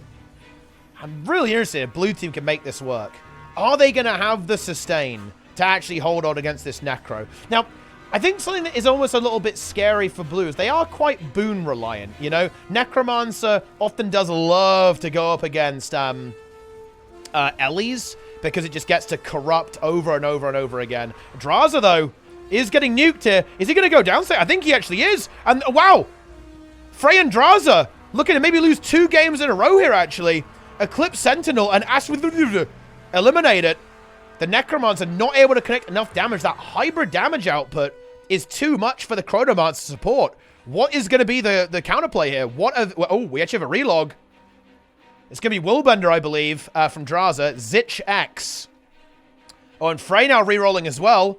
Let's see what we're going for here. Zich X here on the Willbender. And Frey, let's see what the re-roll is going to be here. Spear and sword. As opposed to the greatsword, of course. And Frey on the support Vindy, I think. Yeah, it's support Vindy now. Just wants that raw output to keep this Willbender alive, allowing it to pump. Okay. Let's see what we've got. We've got this mid-game adaptation for the red team here. And, well, Draza just gets right down to business. Oh, he's not playing Renewed Focus, by the way. Going with Feel My Wrath instead for even more damage output. Very short cooldown, of course. Super Speed, Fury, and Quickness for that Ruthless Aggression. Kind of going to be relying on the support there from the Vindy. Of course, you know, Willbender cooldowns are very, very short, so the invulnerability is going to be like a very heavy part of the value there on Renewed Focus rather than just like necessarily resetting some relatively long cooldowns. And let's see if this is going to be what they need. Of course, a lot of the damage here is going to be... It's going to be reliant on that Solar Storm, right? Like, trying to land that Solar Storm. But look at these Condis. Is this too much? The AoE Condi pressure is devastating right now from the blue team. And they've deflected the Willbender. The Willbender has been deflected. At least for the time being. Yeah, another combo tries to get executed, but it's not enough. This is some absolutely insane theorycraft from the blue team, shutting down both the Necro strategy and maybe this strategy as well. Ooh, the damage, though. Draza does start to connect. Is there enough support here onto the Vindicator? Tries to hold on. It should have the shield block. There it is. The Tempest needs to heal. Does have Wash the Pain Away. Lands it. And a Water Overload. So Blue survived that ordeal. 1 minute, 30 seconds to go. And can they actually keep this Vindicator alive? The pressure is going to be big. Tempest does like being in these enclosed spaces, though. We'll be able to pressure very heavily. And they land it. And the Vindicator falls. Enough power damage breaks through. French Mafia gets stomped out. Tempest falls. Good technological swap here. The Vindicator not able to hold off against the pressure of the opponent there. Of course, a lot of cleanse here. At the end of the day on this build. A lot of Condi cleanse. But the power damage was enough to actually kind of break through there. No toughness. Really undead for a little bit of toughness, though. Actually, 200 toughness to try and help this Vindicator actually survive there. Let's see if we have any adaptation here. Of course, we do have the weakness as well on Echoing Eruption. That should be good at shutting this down, but let's see if this comp is the answer. Support Vindicator. Just enough to kind of get those Condis off the Willbender. Huge amount of cleanse on this build. Let's see if we can see a repeat here from the red team. Here we go. Ooh, hang on, though. Frey in trouble. Blue team saying, if you want to focus the Vindicator, we can do that too. But the Tempest does take some serious damage during all of that. Has the Earth Shield still available, in addition to the Earth Overload. So, good defensive options available here for the blue team. Vindicator from blue also in trouble, though. They've got to try and shut this Willbender. They've got to pressure it so it can't keep freecasting. The Condis are taking a massive gale, actually does land, but the Stunbreak comes through on from the Willbender. Draws it in trouble. There's the Contemplation of Purity. Back up the full health, though. That Signet of Resolve, freshly buffed, ready to go. Damage connects, though, with the Solar Storm. The Spear DPS is good. Blue team holding on for the time being, though. And now they're going to look to turn it around. They land a big CC there. That Abyssal Blot, so powerful. But again, the Vindicator's in so much trouble. Can he hold on? Just barely survives, but I'm not sure if we're going to be doing that for very long. Oh, the Earth Shield save, trying to pump as hard as possible. Ventari does his lovely synergy between that Tempest and the Vindicator, but is it enough? We are still so very low. I think we've got a shield block coming up soon. Evasion being chained together very nicely, trying to put on the counter pressure now with that CC, with those Condis onto the Vindicator of Frey.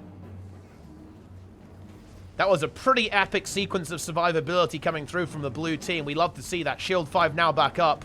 He's able to resustain quite nicely. Pressure now turning around onto Frey. Staff over the spear here for a bit more defensive potential with the block and, of course, the evasion. Frey going to be taking some heat, manages to block that CC, which is certainly important. Doesn't get sucked into the Abyssal Blot. Timer is starting to become relevant as well. Both teams have to watch out for that. Oh, but this blue Vindicator just under constant pressure. Gets the block off again. Re-heals up to full.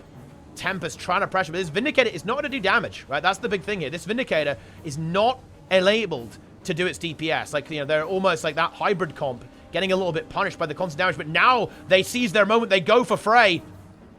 But it's a scary trade. Players on both teams really getting low. Blue team a little bit separated as well. The Vindicator needs to be careful. Shield block available in a couple of seconds, so blue team should be okay, at least for the time being. Timer coming up in 25 seconds. Earth Shield will be available for that. So they will actually have some invulnerability options, which is pretty big.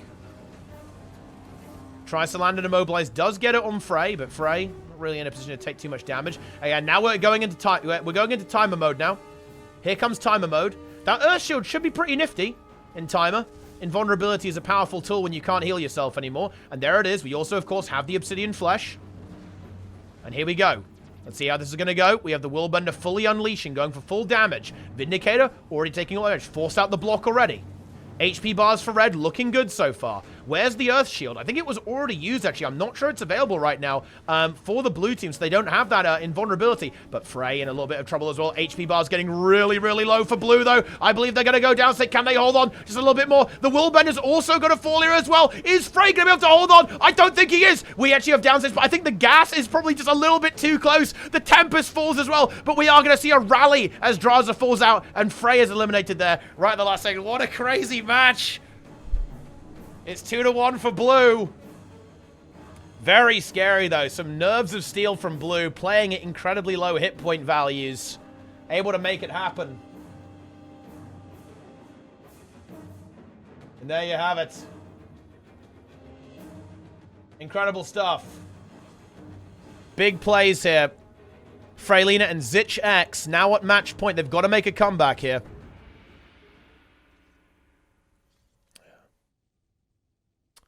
Okay. So blue team, they kind of found the answer. Although, to be honest, I'm not sure it's fair to say they found the answer. It was completely neck and neck the whole way. Only at the end did we see the victor. Okay, and once again, just immediate aggression being deployed by that Willbender. They really want to get Azaz, get that Vindicator on the back foot instantaneously.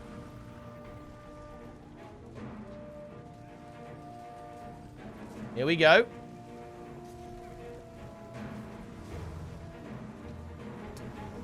Teams trading. Good CC coming through from blue. But again, we've seen with that damage, the burst on the Willbender, this match can change at any second. He's trying to connect. It's a lot of damage off onto the Vindicator. The blue team, I think they've almost found a bit of a rhythm here. They've got a feel for how this matchup works, and they're navigating it well. Draza smelling a bit of blood, wants to get in there. And that Vindicator is in a little bit of trouble. Has the block up soon. Just needs to hold on a little bit longer. Gets it. That will allow the Tempest to also heal them while they're blocking. Earth shot up in 20. Comes the Air Overload. Air Overload, a really scary ability, by the way. It does a surprising amount of damage. It really does.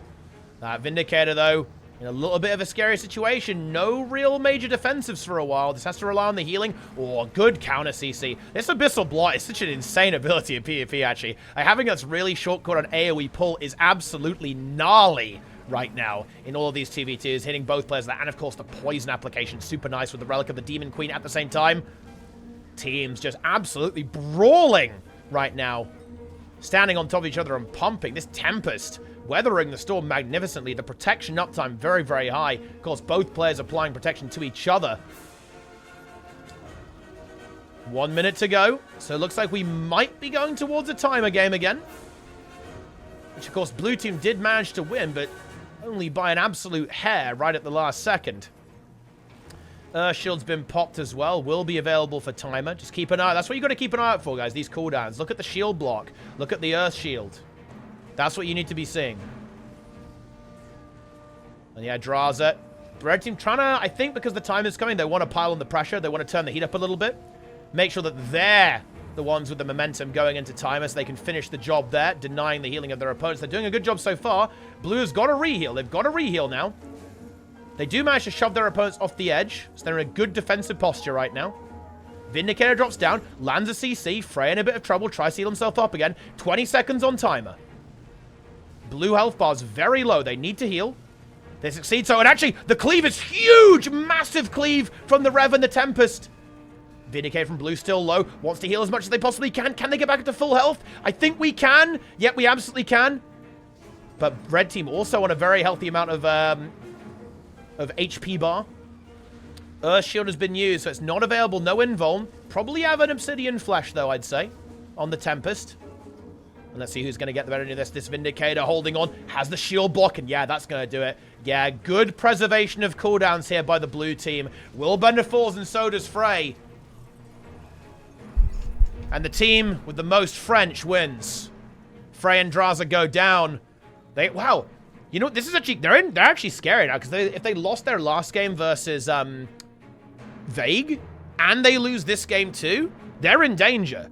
I actually think if we get Zeolith and Azaz versus Vague, and Vague win, that actually might eliminate Draza and Frey from the top 8, by the way, guys. Because they've lost 2 games now. So this potential next matchup here is very important if they want to make it into the top 8. Because there's a lot of very strong teams, actually. There's a lot of very, very strong teams. So getting into that top 8 is going to be competitive. Okay, so now we have the rounds. Kind of crunching here. Oh, wait. Oh, hang on. There's so many people. I think we're going to a top 16, actually, guys. I think that was the 6th round. There's so many teams, because I think there's like 100 teams. I think it's actually going to a top 16, not top 8. I haven't seen that in a very long time, guys. It's very rare to see a tournament with that many people actually playing. Guys, PvP is back. So we are going to a top 16. So never mind. They can't lose because we've already had 6 rounds. So it's kind of... Wait, I can't... Why is the UI just completely broken? I don't know who any... Wait, what the hell is this? Wait, what are these matchups, guys? It's just completely broken. I can't see any of the account names. We have Vague.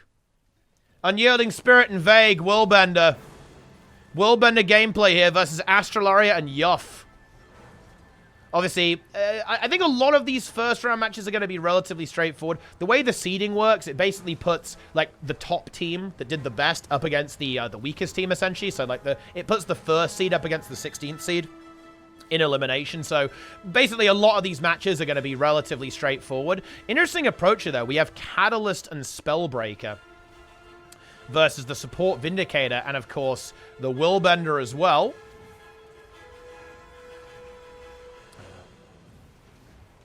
And so far, the Willbender is connecting.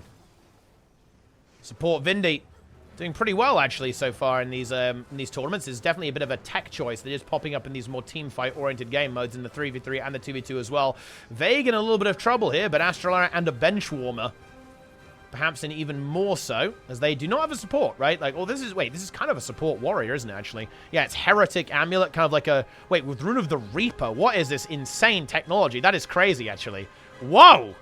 Dude, Relics putting in the work. Wait, Rune of the Reaper, as opposed to Relic of the Reaper. Interesting, actually. So we're not getting, like, the crazy chill. We're just getting power, toughness, and precision. Kind of like a bit of a variety-packed rune there with Relic of the Demon Queen. Shout Heal build here.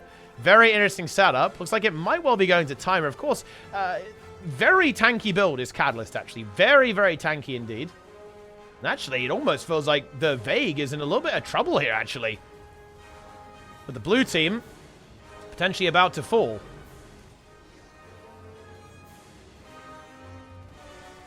Here we go.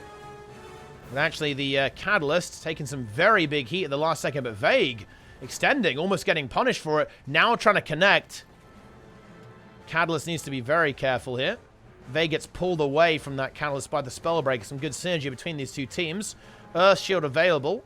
Renewed Focus will be available for Timer. That's important stuff. And bear in mind, guys, these matches are elimination.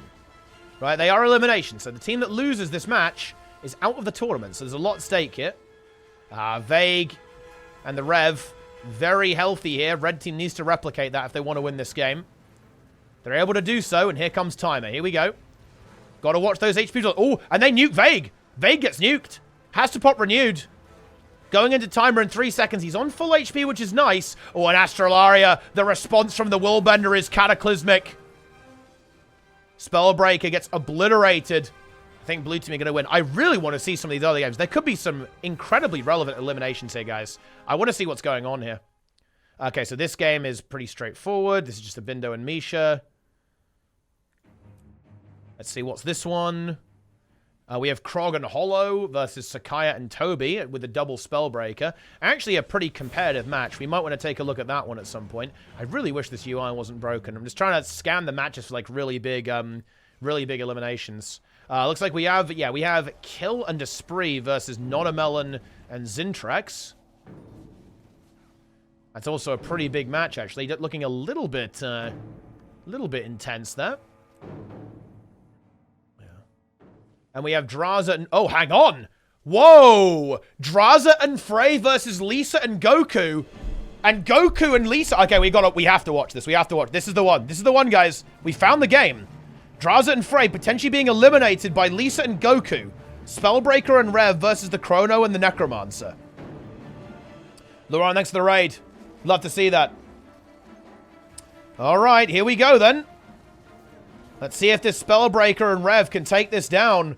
Yeah, I mean, Draza and Frey having rough ones because they lost their last 2 games. That will basically make them have a much harder game here in the first round. And so far, this warrior composition is just massive. Draza not able to connect as much as he'd like to. The Comni Cleanse, again, from that support Vindicator, absolutely massive. The value of the Necro being denied by the warrior. The pressure is just constant. Goku continuing to DPS. And just Draza in trouble here. Yeah, it is French Civil War. Bear in mind, there's more French on blue team than red. That could be the key to success for them. This could be looking like a very French top 8, guys. Full French. Draza now trying to hold on. Restabilizes very nicely. 1 minute to go until Timer. Of course, Timer, I think awkward for both teams. Ooh, Ooga Booga Warrior getting blown up. Has to pop the Defiance. That's full heal there, letting those Condis tick out. Lisa with the support as well. Keeping the Warrior nice and healthy, but Draza and Frey on the warpath here, trying to connect with that Spear CC to enable that Necromancer damage. But Ooga Booga Warrior lands a brutal blow with the Arcing Slice. Gets the AoE pressure with the longbow down. It's like core days, guys. We're playing Hambo again, except it's GS bow. Massive damage from the Arcing Slice connects onto Frey. And Frey forced to back off. Another brutal strike lands. This is actually looking a little bit scary for the red team, actually. Once again, Defiance Stance available going into the Timer. Frey's got to get his health back, but he can't do it. He goes downstate. Lisa goes for the stomp. Draza, of course, not a warrior. Can't res that if you're playing Reaper. And Necromancer gets shut down here. It's over. Lisa and Goku 2-0 versus Draza and Frey. GS Bow domination. And they've got to cook something. What's it going to be? Rabid Amulet, of course, being plated with the extra toughness and comedy. It's going to be the relog. Are we going to see the Willbender again? It's Warrior. Are they going to mirror it? Oh, are they going to mirror it? They might be mirroring this, guys. I think they are. Yeah. That is an interesting choice, by the way. That's a very interesting choice to me. Because that says to me that red team thinks they can just hard outplay, right? They're not going to try and counter or cook. They're just going to say, we're going to run the same shit and outplay. Interesting. Okay, here we go. But they have got to do it 3 times in a row. They've got to do it. They've got to outplay 3 times in a row now. It's not a mirror, though, actually. Goku with, oh, no, he is on Spear. I assume he saw the relog and went for the Spear. Yeah, Spear GS. What's Goku? Draza, rather. Actually, not with the Greatsword. With the Dagger and the Sword. Of course, that does give him some advantage. He can get through the unblockable of the Rev, which is going to help. But pretty similar builds overall. And it's kind of interesting, actually, Goku and Draza. I wouldn't say warrior special. I wouldn't say Draza is like a full warrior specialist. I think he's very well known for his warrior play, actually landing a massive damage there. Goku, very much so, though. Goku definitely a big warrior player. Draza, more of a multi-classer these days, kind of plays what's needed for the team. Goku, always a threat on his warrior. Let's see how this one plays out. I wonder if this is going to timer, or if they'll be able to actually connect. Of course, that Greatsword damage is absolutely ruthless. If it's able to connect onto both players at the same time, it is pretty insane, but both teams are going to have a huge amount of sustain. I think the Vindicators are going to be the targets for the Warriors most of the time. The Warrior, relatively tanky, has a lot of defensive options, and that the Vindicator, definitely more vulnerable one, for sure. Especially now that Draza is going to be able to connect unblockably onto the Rev as well when he's on the Dagger set. Okay.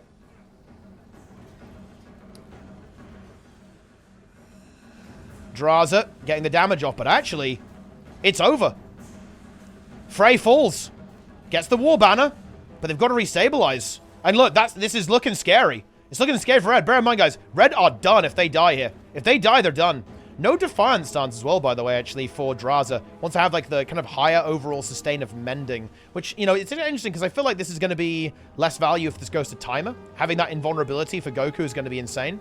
Able to just, like, kind of, like, free cast at will for all of that time there as well. But I think Frey and Draza are in a lot of trouble here.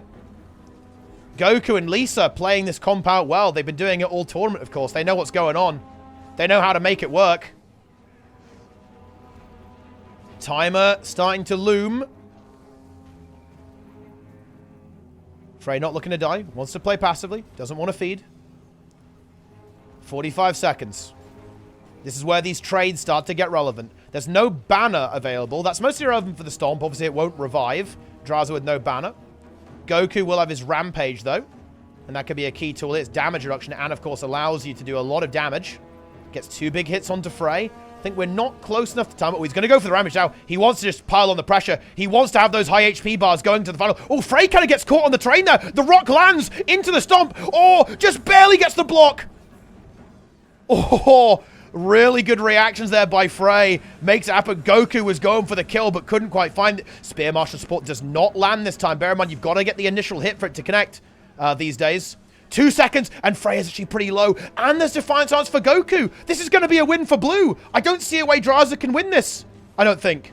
Frey is so low. He's chaining his evades together as best as he possibly can. But no, he's going to go down state. Goku secures the kill. Oh, we actually have Goku low, but he's got Defiance Stance. There's the Defiance Stance. I think Draza knows it. I think he knows they're done. They're bleeding Frey out in case they need to rally. That's actually a good choice, by the way. That's smart play. Because if Goku dies here, he can simply rally off the downstate body. Looks like he's not going to need to. Ooh, hang on, though. This is a little bit spicy. Can Draza pull off a miracle? He can't heal himself. He gets the downstate, but the gas is going to get him. Can he kill Lisa? I think the thing is Goku is going to have the vengeance first, I believe, and he's closer to the gas, or rather Draza closer to the gas. The gas kills Draza 3-0. An epic attempt there to try and make a comeback there from the red team. Really keeping us guessing until the end, but that's it. Draza and Frey are out. Lisa and Goku move on with a 3-0 French gameplay. And we're going to the top 8 as well. That's how it is. I wish I could see what these matchups are. Let me see if we can get it. Oh. Is this a top 8 match or a top 16? I actually don't know. I think it must be a Must be a top 8. We're on timer here in this setup here. We leap into it immediately. The Hollow-Smith. Oh, leaps away. Oh, he almost died to falling damage there with that leap. That was epic. Okay, can't heal himself, though. Just has to try and give himself some Frost Aura for damage reduction. Hollow-Smith so unbelievably low. Gets a really good line of sight. Can he connect some CC and maybe burst out his opponent? Kinda can, actually. Not quite enough, though. Can some weird stuff happen here? I don't really think so. Yeah, red team with the double down state and blue team gonna be able to get that one. There we go. We've got to keep an eye on the other matches, though, guys, because I don't know what's top 8 and what's top 16. That's the problem. I don't know where people are at. Oh, hang on. We actually have a very intense matchup here. This is potentially Vague being eliminated, guys. Vague could be done here. Of course, rank 1 legend. And it's going to go to 2-2. Astro and Yuff make it happen. Oh, no. Oh, no. The rally, actually. Benchwarmer goes down, say Astrolabe, but I think the Warrior should have the upper hand here. Should be able to finish off this support Vindy. No damage pressure from the blue Vindy is going to guarantee us. Oh, hang on, though. What? Wait. Oh, yeah. The gas desyncs if you join the map late, by the way. That's why that was weird. That's why this player died, because the gas killed them. But I was like, wait, what? Why did that happen? It's because the gas is desynced when you join late. If you join after the gas spawn, basically. Okay, do we have anything else going on at the same time? We need to have a look at that game as well. Ooh, Cranel going for the Necro versus the Willbender, going up against Zeolith. And, of course, Azaz. Ooh, and a relog here, going over to the Catalyst. Dagger-focused Catalyst. We got some real cooks coming through, actually, with the Marauder Amulet. As opposed to that kind of conditioned hybrid Tempest that we saw from this. It is working out for them so far. They've got the 2-1. I believe, again, guys, this is elimination. So blue wins this. That is the end of Cranel and Zenvo. Okay, 1 minute to go. Let's see if we can make this happen. Necromancer, of course, with Shroud. Very juicy. If Cranel can have good Shroud... Oh, yeah, I like this. Yep. They're going to try and bunker it. They want to get up to this high ground and just play the artillery game. They're happy with the artillery game, guys. With the Necromancer. Just play it safe. Lure your opponent into this. Keep high Shroud. And timer's going to feel good for red, I think. Ooh, but Zenvo gets a little bit caught here. He's caught. Cooldowns are okay for him. Has the Signet. HP bar, though, a little bit sus. Does have that CC, can teleport back up if he wants to. It kind of actually gets a little bit weird as the opponents drop down there. And blue team, they're going to go for it. They barrier it up. They're ready to pump. They want to connect. Oh, and Cradle gets CC'd, gets knocked over. The Focus 5 landed, I believe, there from the Catalyst. Brutal 4-second stun. And Zembo and Cradle very, very heavily pressured. Blue team on full HP. I think they're going to be feeling good about this. Can Cradle make a miracle happen? He's got full Shroud. Gets his heal skill off. That's big. And 1 second. Here we go. Timer. Shroud is up. And that Catalyst is getting nuked. Oh, that Shroud 2 just barely missed, I think. Does the stun land? Oh, the chill, the counter chill. So good here, actually. But, oh, the Shroud on this Necro is powerful. I think we're going to see a red team victory here. The Shroud is... Does the Shroud outvalue here? Oh, can't heal himself. Has Shroud. Gets pushed off. Shroud's up. Oh, is Zembo going to rally, though? Zembo might end up rallying. He can't hold this. It's going to rally both of them. Oh, no. Oh, what a disaster. And that's it. Blue team eliminate the red team. Oh, that was good there. You can see the value of that Shroud, but Zembo just couldn't hold on. And that means red team are out. Blue team continue onwards. Okay, is this still a round of 16 game? Ooh, it absolutely is. Yeah, it's this Vague one. We're back into the Vague game, guys. Vague, an Unyielding Spirit versus Astrolabe and a Benchwarmer. This could be a huge upset, guys. Only 2K rating player in the game could be about to get shut down. Catalyst in a little bit of trouble, though. 2-2. Okay. Timer coming up. The pressure from Vague is massive, actually. Willbender trying to get that pressure going. Reducing those HP bars. But red team sustained back up. Doing a good job, though. Warrior ready to kind of enter the end game here. 15 seconds. Both teams now aware this is going to timer. Renewed focus will be available for Willbender, which is nice. And now I think we're going to see an unleash. Yeah, there's the unleash. 5 seconds. Can red team actually heal themselves up again? They've got to heal. They need to heal now. Oh, a little bit, but not that much. Now they've just got to pressure their opponents down. They've got to get these kills. They actually get a really good opener there on their opponents, forcing out the renewed focus instantaneously. Some very well executed plays there by, of course, the red team. War Banner available for a stomp so they can get a quick kill. And Vague goes down! War Banner connects. Vague is done. Rank 1 Legend could be being thrown out of this tournament now. Astro Warrior and Yuff with a crazy comp actually with the Shout Heal Warrior. And they're going to shut it down. Yep, support Vindy's done. Can't 1v2. No 1v2 potential on that. And even though it was a shaky start to the gas, a really nice burst combo initiates. Red team eliminate Rank 1 Legend. And that's it. Red team done. Can't 1v9 that. It's only a 1v3 at max. Okay, we're into another game here. Azura Arena for the top 8 by the looks of this. What is this game looking like? Ah, wait. Okay, what is going on here? Oh, wait, we actually have Worm versus Worm. Guys, imagine if the top 4 is just nothing but worms. Could well be. We have Goku, who I believe is codenamed... Wait, what is Lisa's worm codename? It's like the small worm or something. I think Goku is like the famous worm. I don't think Kill actually has a worm name. Esprit is the big worm, obviously. But I don't think every worm member has their own special worm name. I'm not sure. Anyway, Goku getting contied hard. Oh, it's Defiance Arts! Oh no! Defiance Arts was interrupted, actually got CC'd right at the last second, and the stomp from the Chronomancer comes through. And it's actually going to be one of the first defeats, I think, for Goku and Lisa. And bear in mind, guys, same comp. Actually, same comp. Yeah. Same comp, actually, for the blue team that Frey and Drazo were playing. That didn't work. Of course, different map. Azura Arena this time around. And that's how it is. Kill and Big Worm. Get the 1-0. Shutting down the Warrior. Of course, Necromancers have a lot of weakness, right? Like all of that weakness, the Boon Corruption, corrupting the Might. The Warrior, this composition is very reliant on kind of executing that Might uptime, right? Like buffing up that Warrior, right? Like using the Scepter 3 here to buff up the Warrior, in addition to the Warrior's own self-buffing capabilities with, of course, the Strength and Discipline trait lines. And the Spellbreaker one. A lot of Might on this build. And the Necromancer can strip that away. With, of course, all the boon strip on the Scepter, but also the Well of Corruption, and nothing can save you. And here we go. Spree looking to pump. And see if Goku can find a way out of this. I think it's a pretty volatile... I think it's a pretty volatile matchup here, actually. Like, if this Warrior is able to connect and get that Necromancer on the back foot, then it's going to be rough. Ooh, Spree's playing Blood Bank. I actually like that a lot here. Yeah, look at that barrier, guys. Like, whenever he gets overhealed, he's just going to soak up all of that barrier. Just over and over again. Look, there we go. And that means the Chronomancer can be very efficient at supporting the Necro, right? So the Warrior is going to have all of that extra damage to try to bite through, try to punch through.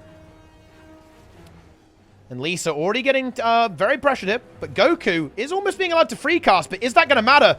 As the Vindicator is so low. That was a juicy gravity well there, I believe, there from Kill. Of course, very powerful against the Vindicator, guys. As the Vindicator does not have a stun break on Ventari. If you can land that at the right time, it can be dangerous. I believe we do have the stun break banner, of course, from Goku. So Goku will be able to help out Lisa if and when that is necessary. And so far, the Necromancer does appear to still be working. Like, look at that extra HP from that barrier. So powerful. One of those traits that almost flies a bit under the radar, of course, sees a lot of play on the Blood Harbinger power build. Now being played on the Reaper. And the barrier just keeps flowing. Look at that. When you use a heal skill at full HP, you're so happy to do that. Like an extra 6k barrier almost there. So disgusting. And Despre continuing to pump. Goku gets caught there. They want to go for the Vindy, though. Not really swapping on. Trying to hit both. There's the Gravity Well. That's going to be bad news for Goku. Needs to break out. Lisa with the healing is huge. Another Gravity Well lands. That might be the end for Goku. Yes, it is. And Esprit gets it. I do like the Gravity Well choice here as well. They're exhausting the cooldowns. They're shutting down. They're counting the stun breaks on the Warrior. No banner, no balance stance. And then they pounce. Continuum shift into the double Gravity Well. It's so many resources. You've got to get the initial dodge off on the Grav Well almost. Right? If you don't get that, you're going to run out of stun breaks before the Chrono runs out of CCs, especially with all of the stuff that the Reaper is also firing out at the same time. Good setup there from the blue team, and they end it. Mezzo, it's support Chrono, but playing Spear for more CC and a bit of damage in there as well. Immobilized landing here as well, of course, with the Phantasmal Lancer. And still has some good defense potential too, of course, with Imaginary Inversion. And yeah, the big one is this Mental Collapse. Like, being able to, like, contribute to the CC with this big AoE stun. Super powerful. In addition to, like, a decent chunk of damage that comes through from the Spear too. Mind the Gap can really connect. Same with even these auto attacks and the Phantasms. It does a lot of damage. We saw Misha utilizing that to great effect there. Let's check out. I want to very briefly. I do want to watch the finale of this game actually, because this could be the end for the red team. Of course, this is again another elimination, but I want to keep an eye on these other matches because there's a lot going on right now. Oh, hang on. Misha and Abindo. Guys, the old guard is done. Sakaya and we're going to leap into this game after we're done with the Goku game. But yeah, Sakaya and Toby with the double Spellbreaker and Abindo and Misha, the Master of Disaster. 55 actually, you know, getting destroyed from the tournament maybe even.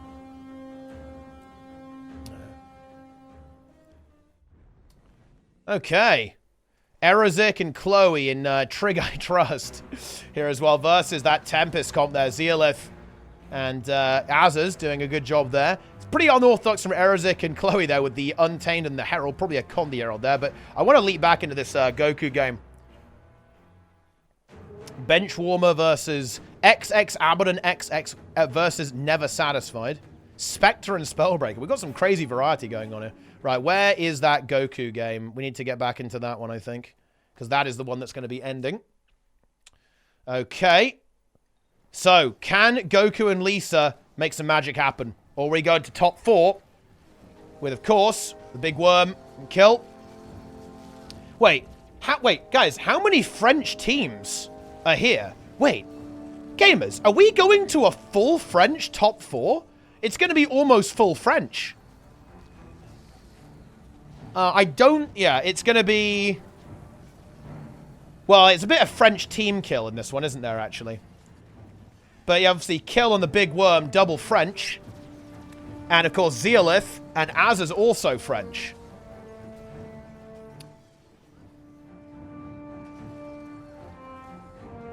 I guess not the double Spellbreaker. That's not full French, I believe. But anyway, guys. Here we go. Let's see if Lisa and Goku can make this comeback. It's looking tough, though. It does appear this Necromancer is a little bit too much to handle for this Warrior. The Warrior getting shut down a little bit. We do have the longbow approach now from the Warrior, as opposed to the Greatsword. Maybe that can help out a little bit. That's going to be putting down that AoE pressure. Just kind of having that pulsing field down, the immobilize for the lockdown, and of course, this big arcing arrow damage as well. Rampage, this is a moment for Goku. Can he land? He's going for it. Has the rock into another charge. Oh, gets blinded, though. Gets shut down. Lands the rock. Oh, but immediately stun broken. There's too much sustain. The Necromancer is just so durable with all the toughness it's got with the Rabbit Amulet and the Blood Bank. Well, a corruption goes down. That will shunt down it will just completely blunt the aggression of the Warrior, corrupting all that might into weakness. Goku in trouble. Can't quite DPS it. And we're going to timer. And Necro on timer, guys. Necro on timer. Esprit's going to be loving this. Elite shout up to and Well of Corruption. This is gnarly. Goku just uses Defiant Stance as well. Lands a stun on Lisa. Oh, that's rough. Forces the stun breakout. Immediately, the banner attacks from Goku. Well played by him. But again, Necro's on Shroud here. Necro's in Shroud. I think there has to be... Oh, yeah. Well of Corruption drops. There's no way. There's no way this is winnable. There's no boons available. Goku gets Gravwelled.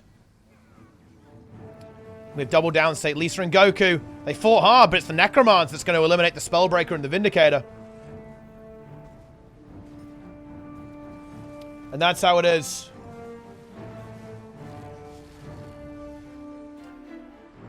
Lisa stomped out. French moves on to the finals. Big Worm. Top 4. Right. So let's see what else is going on then, shall we? Yeah, you can Shroud and Gas, yeah. Ooh. Oh. We have the Revenge. Misha and Abindo were able to shut down this double Spellbreaker.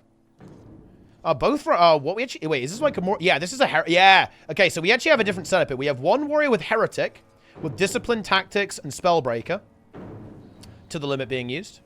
There for that support, when the Shout heal. And then the other one's more damage focused, as you can see here. Remember the Trooper, though. So still with a lot of Condi Cleanse, right, with Defiance Arts instead, though. And actually, they're both Shout heal. They're actually both Heretic. I got baited by the heal skill. Yeah, but they actually have for great just for that big Might application, loads of Condi Cleanse. All of these Shouts have 2 ammo as well, guys. So a lot of Condi Cleanse there. Good against that Reaper, of course, able to remove those conditions. But Abindo on the warpath here. Again, we do have Shroud. You've got to bear in mind that Shroud here as well. And yeah, it looks like Abindo's is going for full damage. I believe he's playing that Tyrant Amulet. Yeah, Tyrant Amulet with Death Magic, Spite, and Reaper. Wait, this is almost like a power build almost. Very hybridy, leaning into that power damage almost, like trying to connect some very heavy DPS. Using the Focus. While also having the Condition Pressure still available from all of the usual Necro goodness that we've come to know and love. Wants to get that Shroud 5, does get it, but the Stun Break is still available here for the Spellbreaker. Now, I think that just because of Necro, I feel like Blue Team might be fairly comfortable in the timer. Is Necro good enough that it's going to be happy in the timer?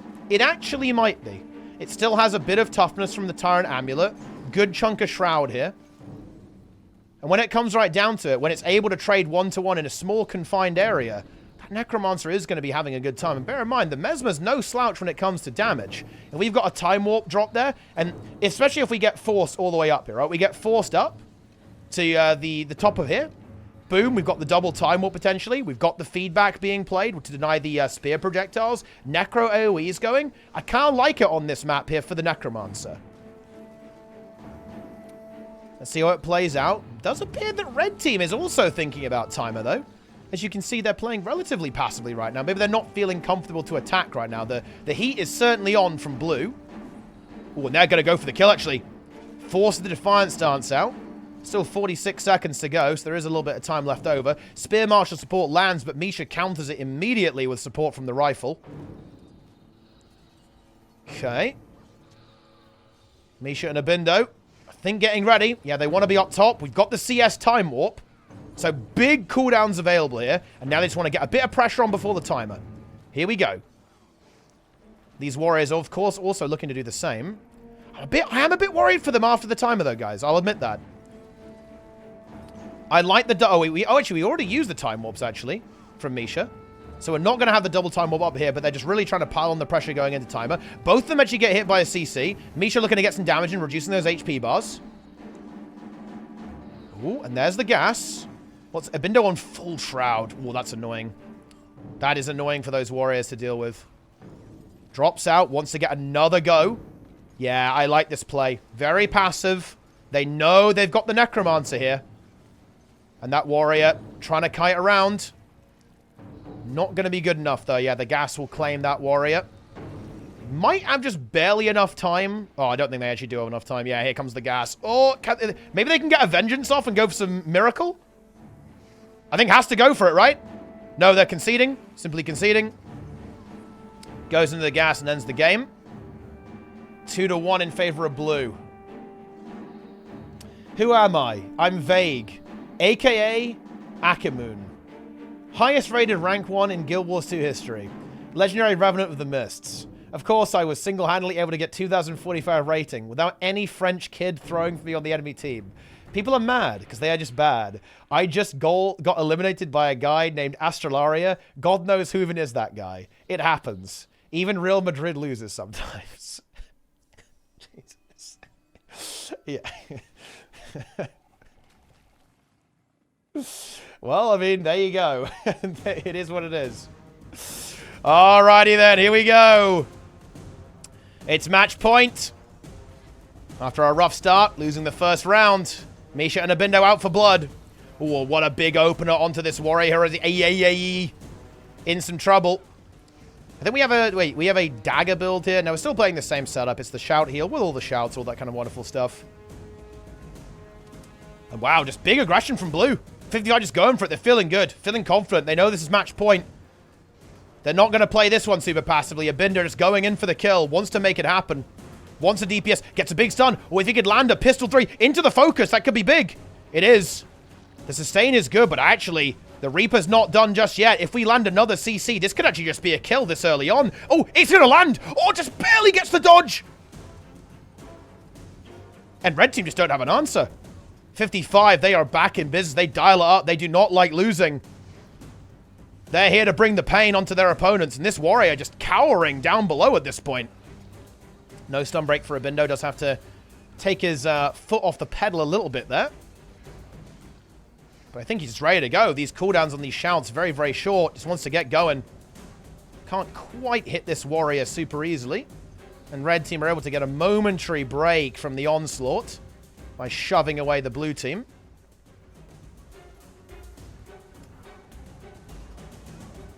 But here we go. Stun. Stun broken out. Looks like we could be... Guys, it could be another timer game. It could be.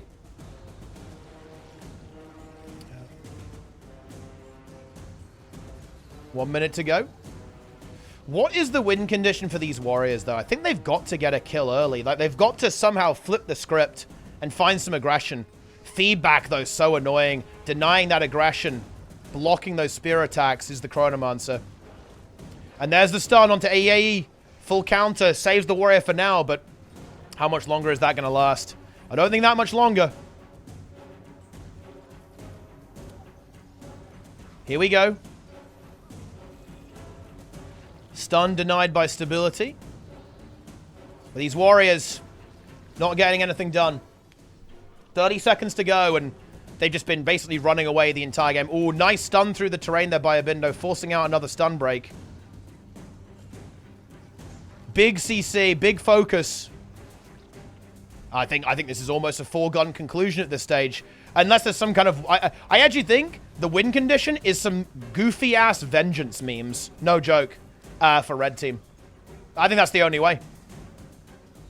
They've got to somehow die in a convenient place and vengeance their way to victory here, because I don't see them actually winning this fight straight up. We've got a time warp down, feedback up in a couple of seconds as well. All Reaper cooldowns available, full shroud for Abindo. And that's just going to be the end of that. There's the kill. And that's just going to get stomped out by Misha. No vengeance shenanigans for this team. Andraza and Misha, or sorry, Abindo and Misha, rather, moving on to the next round. They get it done. Job done. And it's going to be Zealith versus Never Satisfied. We actually have... Oh, never mind. That game was already over too. So our top 4... Oh, dear, oh, dear, oh, dear. We have got some matches going on. The Master of Disaster, Misha... and Abindo versus French Worm's leader, Esprit. And of course, Kill. And Zealith versus Never Satisfied. Interesting. Wait, isn't Never Satisfied? That's the Spectre comp, actually. Man, 2v2 is actually kind of popping off, guys. We've got a little bit more spice here. You know, normally it's the 3v3 meta that's a little bit scuffed. We've got some flavor going on right now. I love to see that. A lot of different flavors being played currently. Fantastic. All right. So it's going to be a mirror here. This will be the Necromancer Chrono from Misha and Esprit. And this one, I believe, is going to be that Tempest or Catalyst with support Hybrid Renegade, Vindicator from Zealith versus, I believe, some kind of, some Spectre build that's being played here. Very interesting.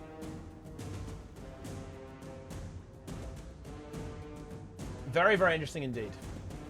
Have to see how that one goes. Is anyone streaming NA, by the way?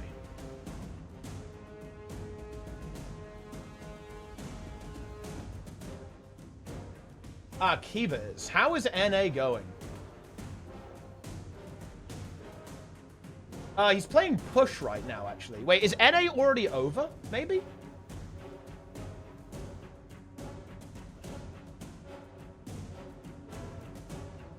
Oh, yeah, NA might be a bit quicker. Yeah, okay. Who won on NA, guys? I assume it was probably Team USA, but, like, which part of Team USA won? Alright. Let's see what we've got.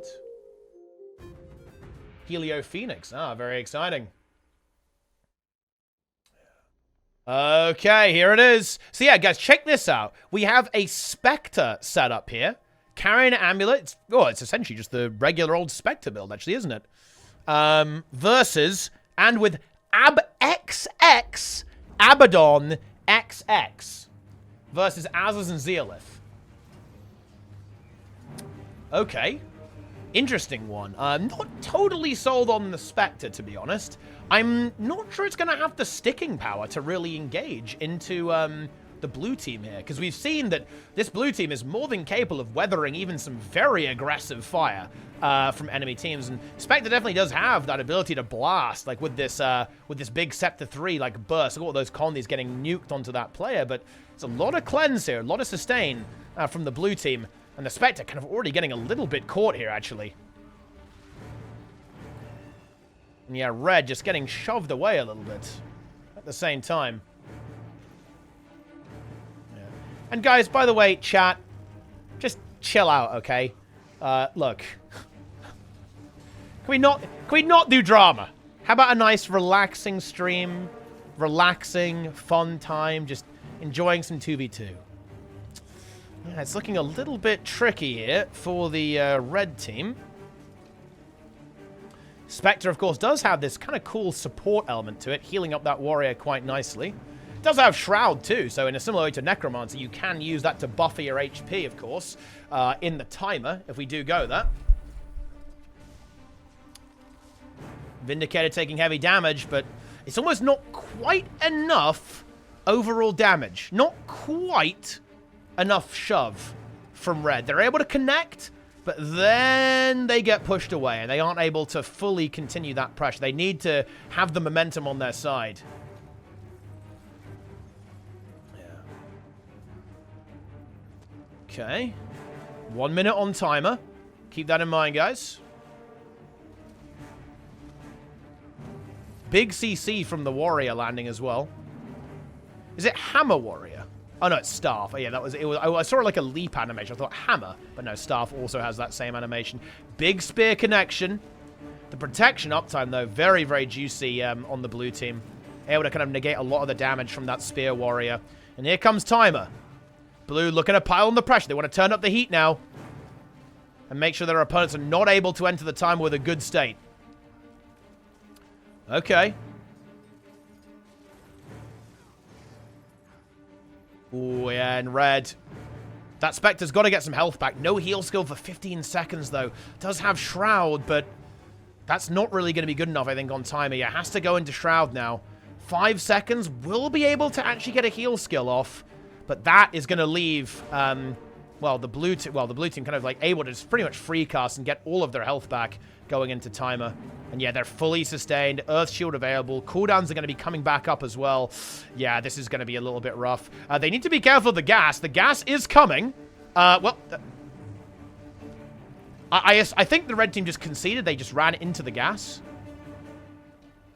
I assume that was intentional. They did not feel comfortable they were able to win that game. And blue team actually coming to get the job done. We've got to keep an eye on this other game, guys. We've got to get over there to the Esprit versus Misha.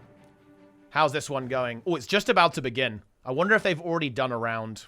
I think they probably haven't, actually, because this game started a little bit later than the other one, but let's see what's going on. All right. Yeah, that comp from Zealith is doing the work. It is actually going to be a 0-0. We're here right at the beginning. Okay. Now, this is interesting. I think both teams, yeah, I do like this. Again, we're probably playing Unholy Martyr here. We absolutely are. Well of Power, Well of Darkness. Esprit doing the same. Yeah, Well of Power as well. I think Abindo was even running Relic of the Trooper. And yeah, so is Esprit, I believe. There we go. And Misha with the Rune of Svarnir, and I believe Kill probably doing the same. Not doing the same, actually, with Rune of the Druid, so not going for that chill reduction, but does have that power cleanse and null field, loads of Connie cleanse. I I'm pretty sure these games, this matchup just goes to timer, right? Because I think there's so much cleanse, I don't think they can kill each other. Maybe they can, we'll obviously see. But I'm not sure about that one. Because power cleanse, null field, well of power, every shout is going to be cleansing as well. At the same time. Power cleanse there on the heal skill, all the shadows are going to be cleansing. I think we're in this one for the long haul, guys. We absolutely are. What an interesting matchup. I would say an inspiring matchup, guys. I see this and I see possibilities. I mean, it's gonna, guys, look at it this way.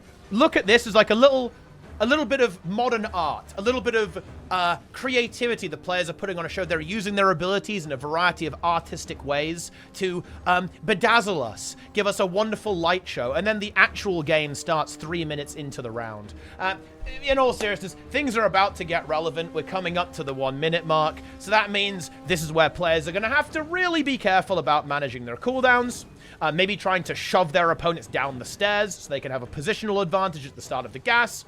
And it's going to be a case of looking at cooldowns. Both players probably doing the same thing, yeah. They're kind of sending like one last send here from the Chronomancers. Reaper's looking to maintain Shroud, want to have these wells and shouts up as we go into timer, and also a good amount of Shroud. Spree a little bit lower on Shroud now, wants to force out some damage out of Abindo while building up his own. Abindo nearly running out of Shroud entirely. Oh, and actually, hang on a minute, a very nice opening burst. This is very big, actually, onto Abindo. That could be massive. If we can get another Shroud force out, and a Spree goes in with like very high Shroud, that's going to be good. And of course, a lot of cooldowns will have been burnt by Misha to support that. However, he actually didn't end up using that much. Still has his Signet and continues to show. So double tumble and the double distort, even treble distort if we use distort in CS as well. Ooh, it's a bit of a brawl down here. It's going to be hard to call this. I have no idea who's going to win this, to be honest. Spree is getting pressured very, very late into the game here. He needs to get his Shroud back. And he is down the hill. They've got to ascend back up here, I think. Yeah, both teams going for it. Ooh, Misha actually going for the kill. Abindo with a beautiful stun there as well. Massively stuns onto a Spree, forcing him into Shroud. And there's timer. Spree needs to get another. He's got to live into another Shroud. Is he going to be capable of doing that? 4 seconds to go. Needs to hold on. Needs to get cleansed. 300 HP is going to fall over. Yeah, that was a bit of a better end of the initial trade there right before the gas and at the start of the gas here by the blue team. Red team just maybe kind of shot their bolt a little bit early even. They weren't able to quite connect as much as they perhaps would have wanted to. And Misha and Abindo kind of flip it at the last second and are able to get momentum going into the gas.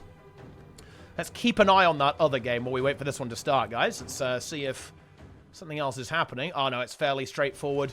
Fairly straightforward match here. Looks like Azaz and Zeolith just able to actually get a 3-0 here. So it's going to be finals. It's going to be Azaz and Zeolith. So we're going to have an interesting matchup, guys. We are going to have a non-mirror finals. It will be this Tempest, or well, Catalyst, we've also seen play there, and the Vindicator versus a Necro Chrono. Of course, both teams are Bindo and a Spree. They could probably relog and pull some special source out if they wanted to, but we'll see what happens when we get there, of course. And that's the end of that one. Job done. Now it's going to be all down to this other round that's kind of going off right now. I mean, this could be a bloodbath. I could see this easily going to a best of 5. It could be a 3-0, obviously. Because like a very small advantage can snowball out of control with the nature of these games, going to timer, going into the gas. But it certainly could be an absolute full showdown. Yeah, we'll do a prediction for the finals, guys. Okay, then. So, again, we're just in the kind of in the waiting phase here, to be perfectly honest with you. I think it's fairly unlikely that anyone's going to be getting a kill this place in the matchup. Could happen, obviously. Like, if there's a very major mistake from any of these players, they get caught, maybe burn a stun break, don't have anything, and then the enemy team, like, lands a massive combo. Could certainly happen. Not outside the realm of possibility. But right now, we're almost playing in a formality, right? We're just trading abilities, trading cooldowns. That is what's going down. Well of Darkness denying the CC from a Spree.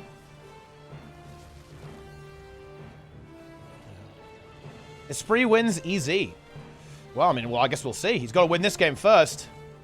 1 minute and 42 to go. I think Misha did an exceptionally good job in that last game, actually. I think that he's been leveraging the offensive capacity of the Mesmer Spear on support extremely well. I do think that's been the deciding factor in a couple of these games, because he obviously is playing support, but I think his aggression going into the gas in the previous round really kind of secured it, actually, for the blue team. So I think maybe we need to see a little bit more of that from Kill to match that pressure, the damage coming out from the blue Chronomancer. 1 minute to go. So here it's now going to start to get important. Cooldowns are going to be managed. Here we go. Ooh, hang on. Abindo getting pressure. He's a little bit low on juice right now. Does have a transfer in 5 seconds. Shroud up in a moment. Esprit and Kill having the high ground here. Abindo going to get shoved down again. And Esprit really looking to hold this position, I think. Doesn't want to give it up. Wells going down all over the place. Buttons are being pressed. 30 minutes to go, and blue team were able to push themselves back up here. Ooh, Esprit actually gets caught mid-dash by that stun. Good timing on that by Abindo. Very low Shroud for Esprit. He needs to get that back. He's got to build up Shroud. So let's see if he's going to be capable of doing that. Ooh, Misha getting blown up here actually a little bit. No distortion for a while. Does have Signet and CS. Esprit's Shroud still low, though. I think this is really scary. He's got to get some more Shroud.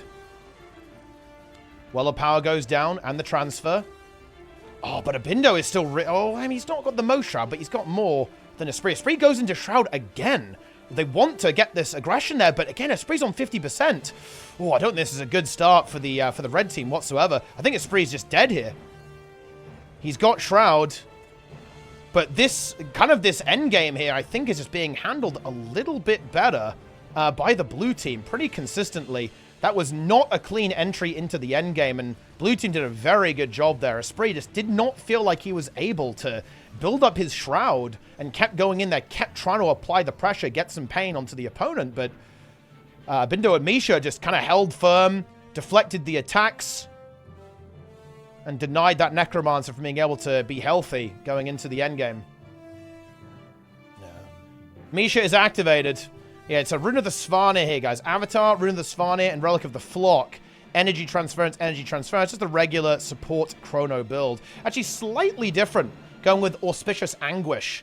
So basically, popping Distort is going to be even more cleanse. Even more cleanse, basically being... generated here with this, as opposed to the extra regeneration. I guess the extra regeneration, not as valuable as being capable of also getting rid of more condies while hitting the distortion ability. But other than that, the standard setup. There is a slight difference here as well. We have the feedback still being played by Misha, as opposed to Nullfield and Mantra and Signet being played by Kill. All right, this is it. Final showdown. Final showdown here.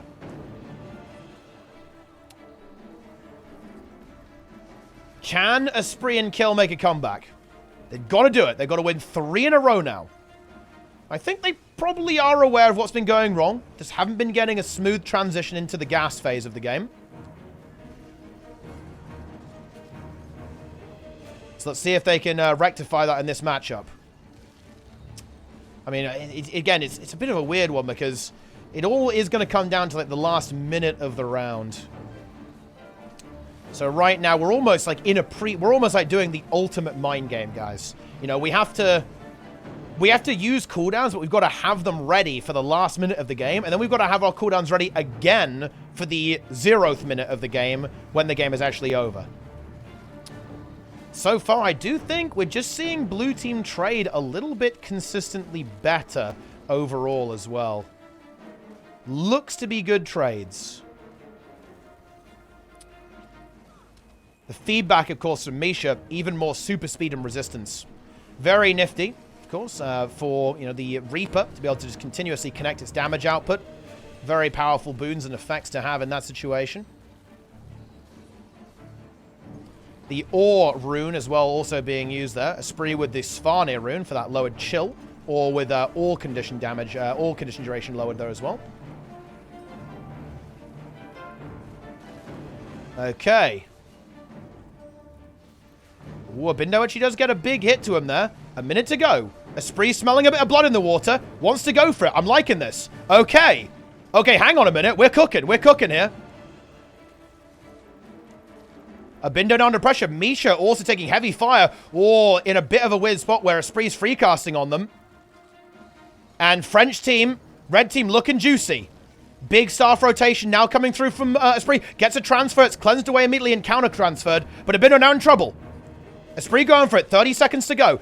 He needs to be careful not to overextend. Gets the fear. Maybe get into the stun. Not going to go for it. Pushes the opponents away. Needs to get his health back, though. There it is. Gets the transfer. Oh, stun actually lands. That's a big opportunity for Abindo to connect some damage. Esprit's Shroud is low. He needs to be conservative with Shroud now. Ah, very nice recovery there by Abindo and Misha. And Esprit trying to get his Shroud back. 10 seconds. Misha going again, like super aggressive like we see in these previous games. Transfer lands. It's pretty tasty. And here's the gas. Ah, yeah.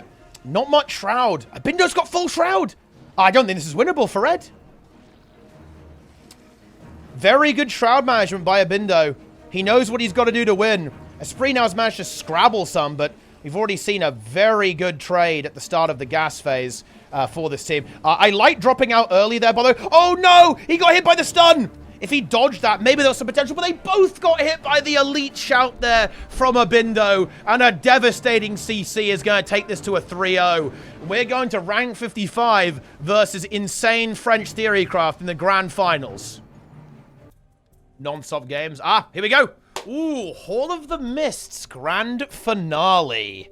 Interesting. And the game begins. It is going to be this Tempest. It's Tempest and Vindy. And Abindo, I think it's going to be probably still leaning towards, yeah, not quite as much cleanse, but still a good chunk of it. We've got the Well of Power, Unholy Martyr being played as well. Misha still playing that same build here too. Runa Melandru for less Condis incoming, because of course there's a lot of condition damage pressure, makes a lot of sense. Avatar Amulet. And here we go. I don't really know how to predict this one, to be honest. Again, like the Necromancer at Timer is very, very juicy. But we have seen some good value out of this team also making it to Timer and being able to kind of bully people a little bit with all the AoE that it can bring to the table. But this Necromancer is going to be a problem. And the red team is certainly going to have to keep it pressured. They've got to keep that Shroud low going into the end game. Yeah. That's what's going to happen. Yeah. Dude, these copy pastas. Nice meme. Okay. And now, you kind of see the damage coming onto the Tempest. Zealith actually already in trouble. Oh boy. This is very dangerous. That Vindy needs to get the support. It's not enough, though. The damage from the Reaper is just relentless. Revive being attempted. It actually is going to connect. The Stomp could not be secured this time around. So, of course, the Reaper does have a little bit of a ramp-up time when it's trying to finish off that down state. We don't have Demon Queen Relic, I believe. Yeah, it's Reaper, of course, for all that extra shout damage. So, no crazy poison to deny those revives. But again, we're in a weird situation where the Necromancer's strength, just the shove, the damage, is just so much that the red team are not quite able to get what they want. And it kind of never runs out as well. Necro just continuously rotating through all these abilities. Yeah. Okay. Let's see what the plan is. So we're going a Timer, I think.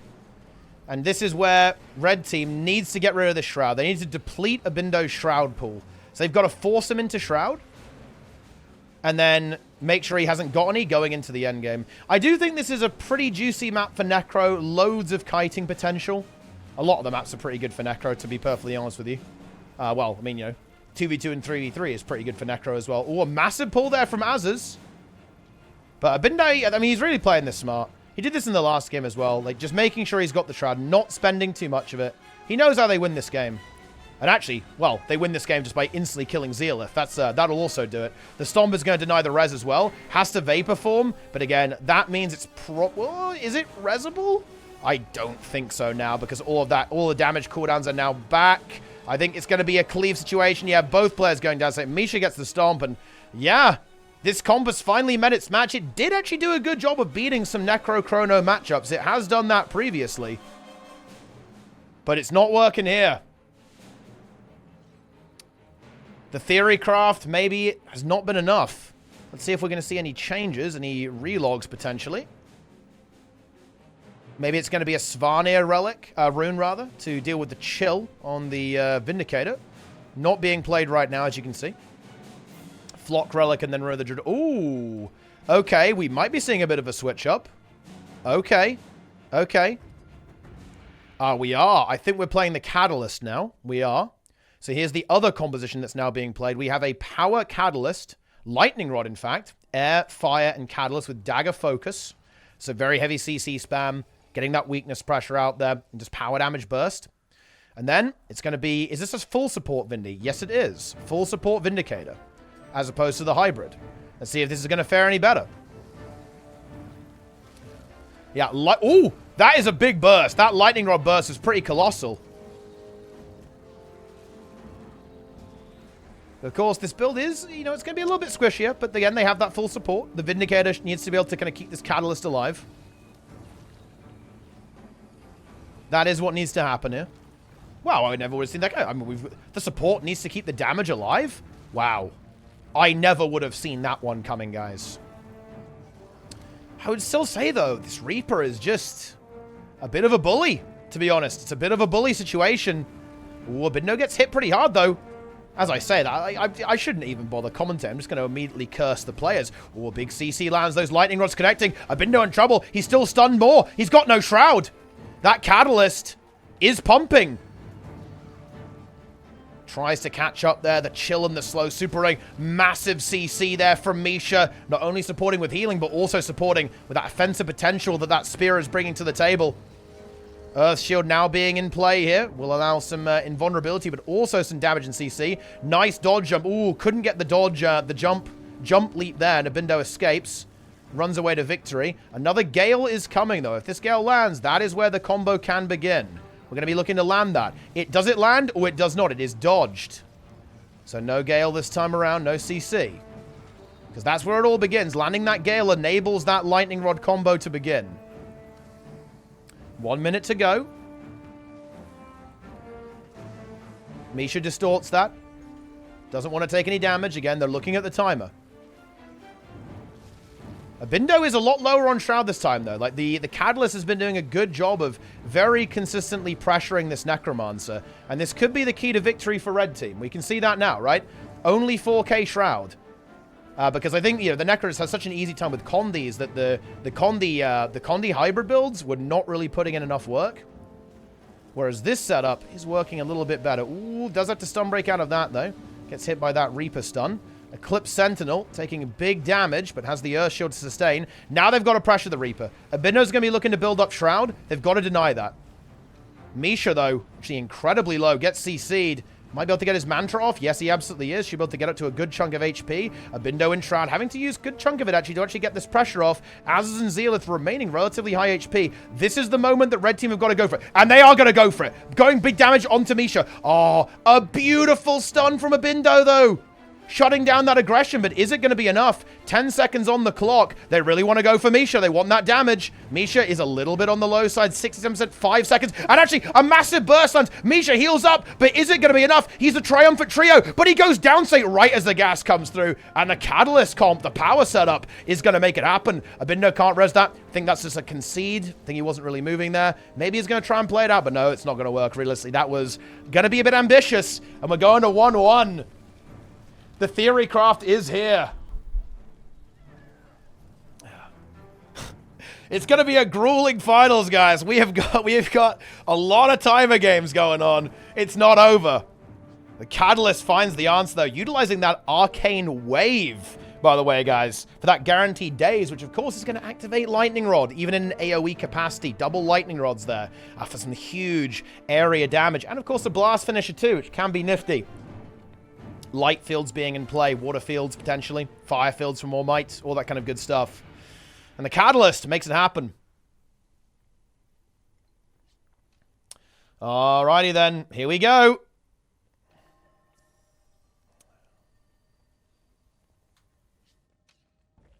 It's time.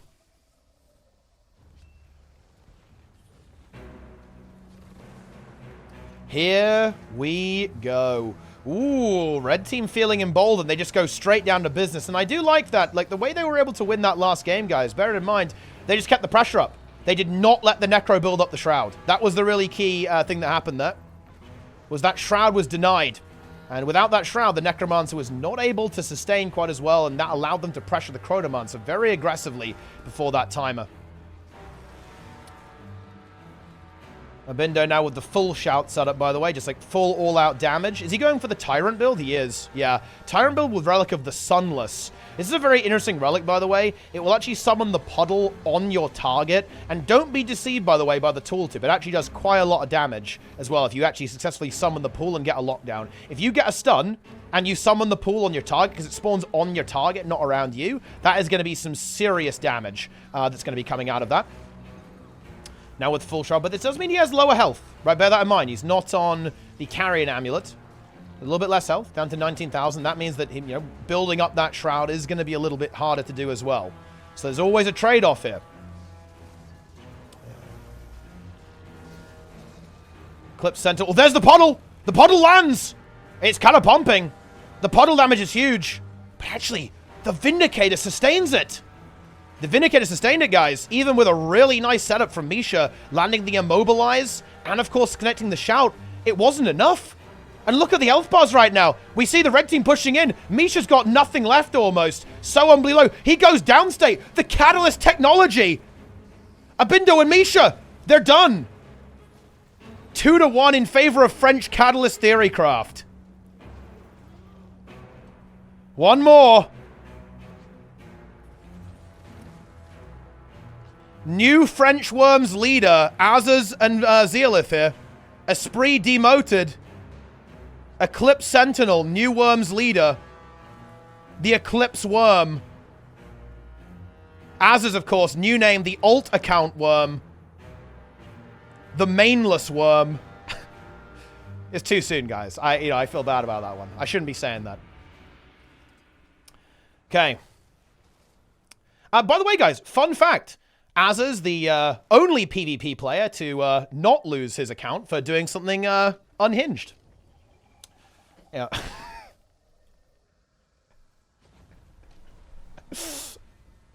Here we go.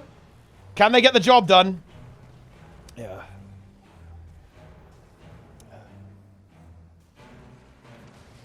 It's time. Let's see if Misha and Abindo can adapt. Ooh, we're going full corrupt. Giga corrupt. I like that technology. They've got to get rid of the might from this elementalist. This is a smart swap from Abindo. Specking into the wells. Probably a different relic. Yeah, relic of the Wayfinder for more mobility here. And full toughness. Yeah. Smart tech from Abindo. If anything's going to do it, this is it. Corrupt the boons on the Ellie. Blind the Ellie. And then it will be nullified. That's the play here. And then, of course, the Spinal Shivers will also connect very heavy damage. Good positioning here from Abindo as well, up top. Eclipse Sentinel, still on the warpath, though, looking for that Mesmer. But you can see, look at that boon corruption, guys. 0 boons available right now for Eclipse Sentinel. The corruption is massive. Okay, and full Shroud now up for the Necromancer as well. Still on the Rabbit Amulet, so low vitality. And actually, wow, that Shroud got melted by this Catalyst. Has a corrupt boon, so can potentially do something here. Is nicely positioned up here as well, using this spot here by going onto the stairs, then jumping onto the this little kind of rocky outcrop over there. Azaz, though, lands a very big CC combo, using that spear to set up, enable the damage output from the Catalyst. And the cleanses from this Vindicator are very, very impressive. Very, very impressive indeed. But Abindo, he's not having a good time here. Gets immobilized, and even with all this extra corruption, it doesn't feel like it's enough to actually get pressure off onto this Elementalist and Vindicator. Support Vindicator is crazy. Yeah.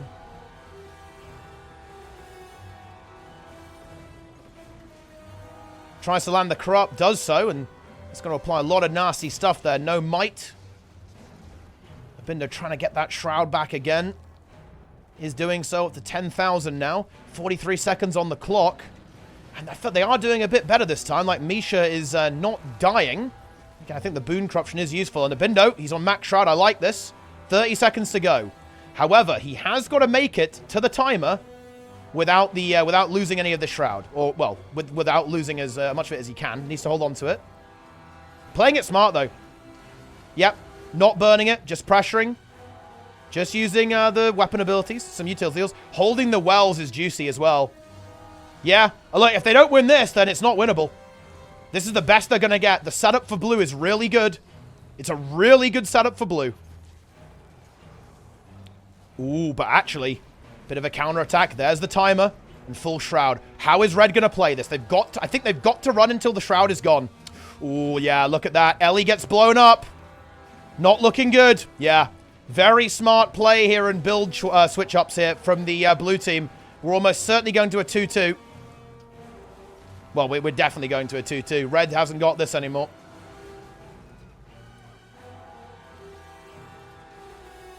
And Azza's holding on. 2-2. The recovery begins. I wonder if we're going to see an adaptation now from our red team here. I think there's some potential, because now that Abindo's gone for basically an anti-power comp, they could maybe try and swap into the hybrid at the last second. There's honestly some kind of scary mind games that could be going on here. This is a really crazy matchup. Let's see what the plan is going to be from these players. Misha and Abindo standing firm. Stability mantra, deny that CC. It makes a lot of sense. Deny the lightning rod value, right? Deny that lightning rod. Good tech choice there as well. And the Guardian rune as well to have that toughness and vitality to help survive against the power. We do have the swap. Okay. The mind game. Yeah, I thought they would do that. I did think they would do that. Ooh, but Abindo predicted it. He predicted it. Yeah, he did. Unholy Martyr is being played. Curses, blood magic with the Unholy Martyr. Well of power. Back to suffer here as well. They actually mind gamed each other. Very interesting. What's Misha playing? He's still got the stability setup, but has a lot of Condi Cleanse as well. So I honestly, it's hard to say who got the better end of the mind games. I think it's the blue team. I think blue win. In my mind. I think their comp has the edge here. Because we saw them basically win this matchup very decisively in the first round. And because Abindo swapped away from the Rabbit Amulet and got onto the Carrion Amulet, I think that means they're okay. Into the hybrid Condi of the red team. Good old Necromancer. Getting it done. But shouldn't call it soon. Shouldn't call it too soon. We absolutely shouldn't.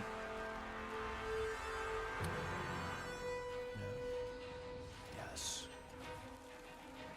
Here we go.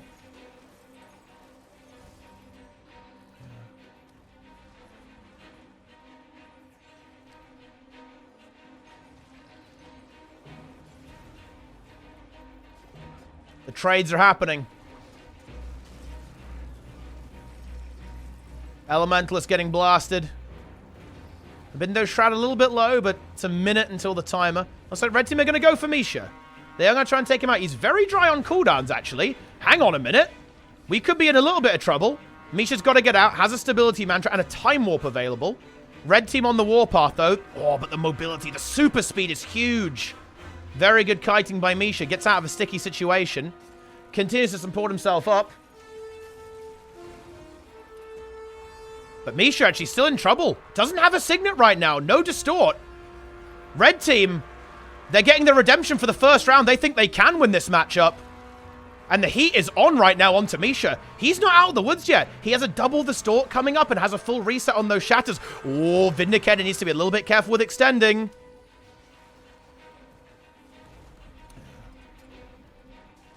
Here we go. And Misha's back up to full health. Was able to live until he had those cooldowns. Mantra now being used, but Abindo does take a bit of heat during all of that. 28 seconds to go. His Shroud might be low going into the gas phase. Shroud is now gone. He's got to build it up again. Red team now looking to pile on the pressure, but they've got to be mindful of their own HP bars too. Bear that in mind, guys. If Abindo can get Shroud up again, he's going to be a happy chappy.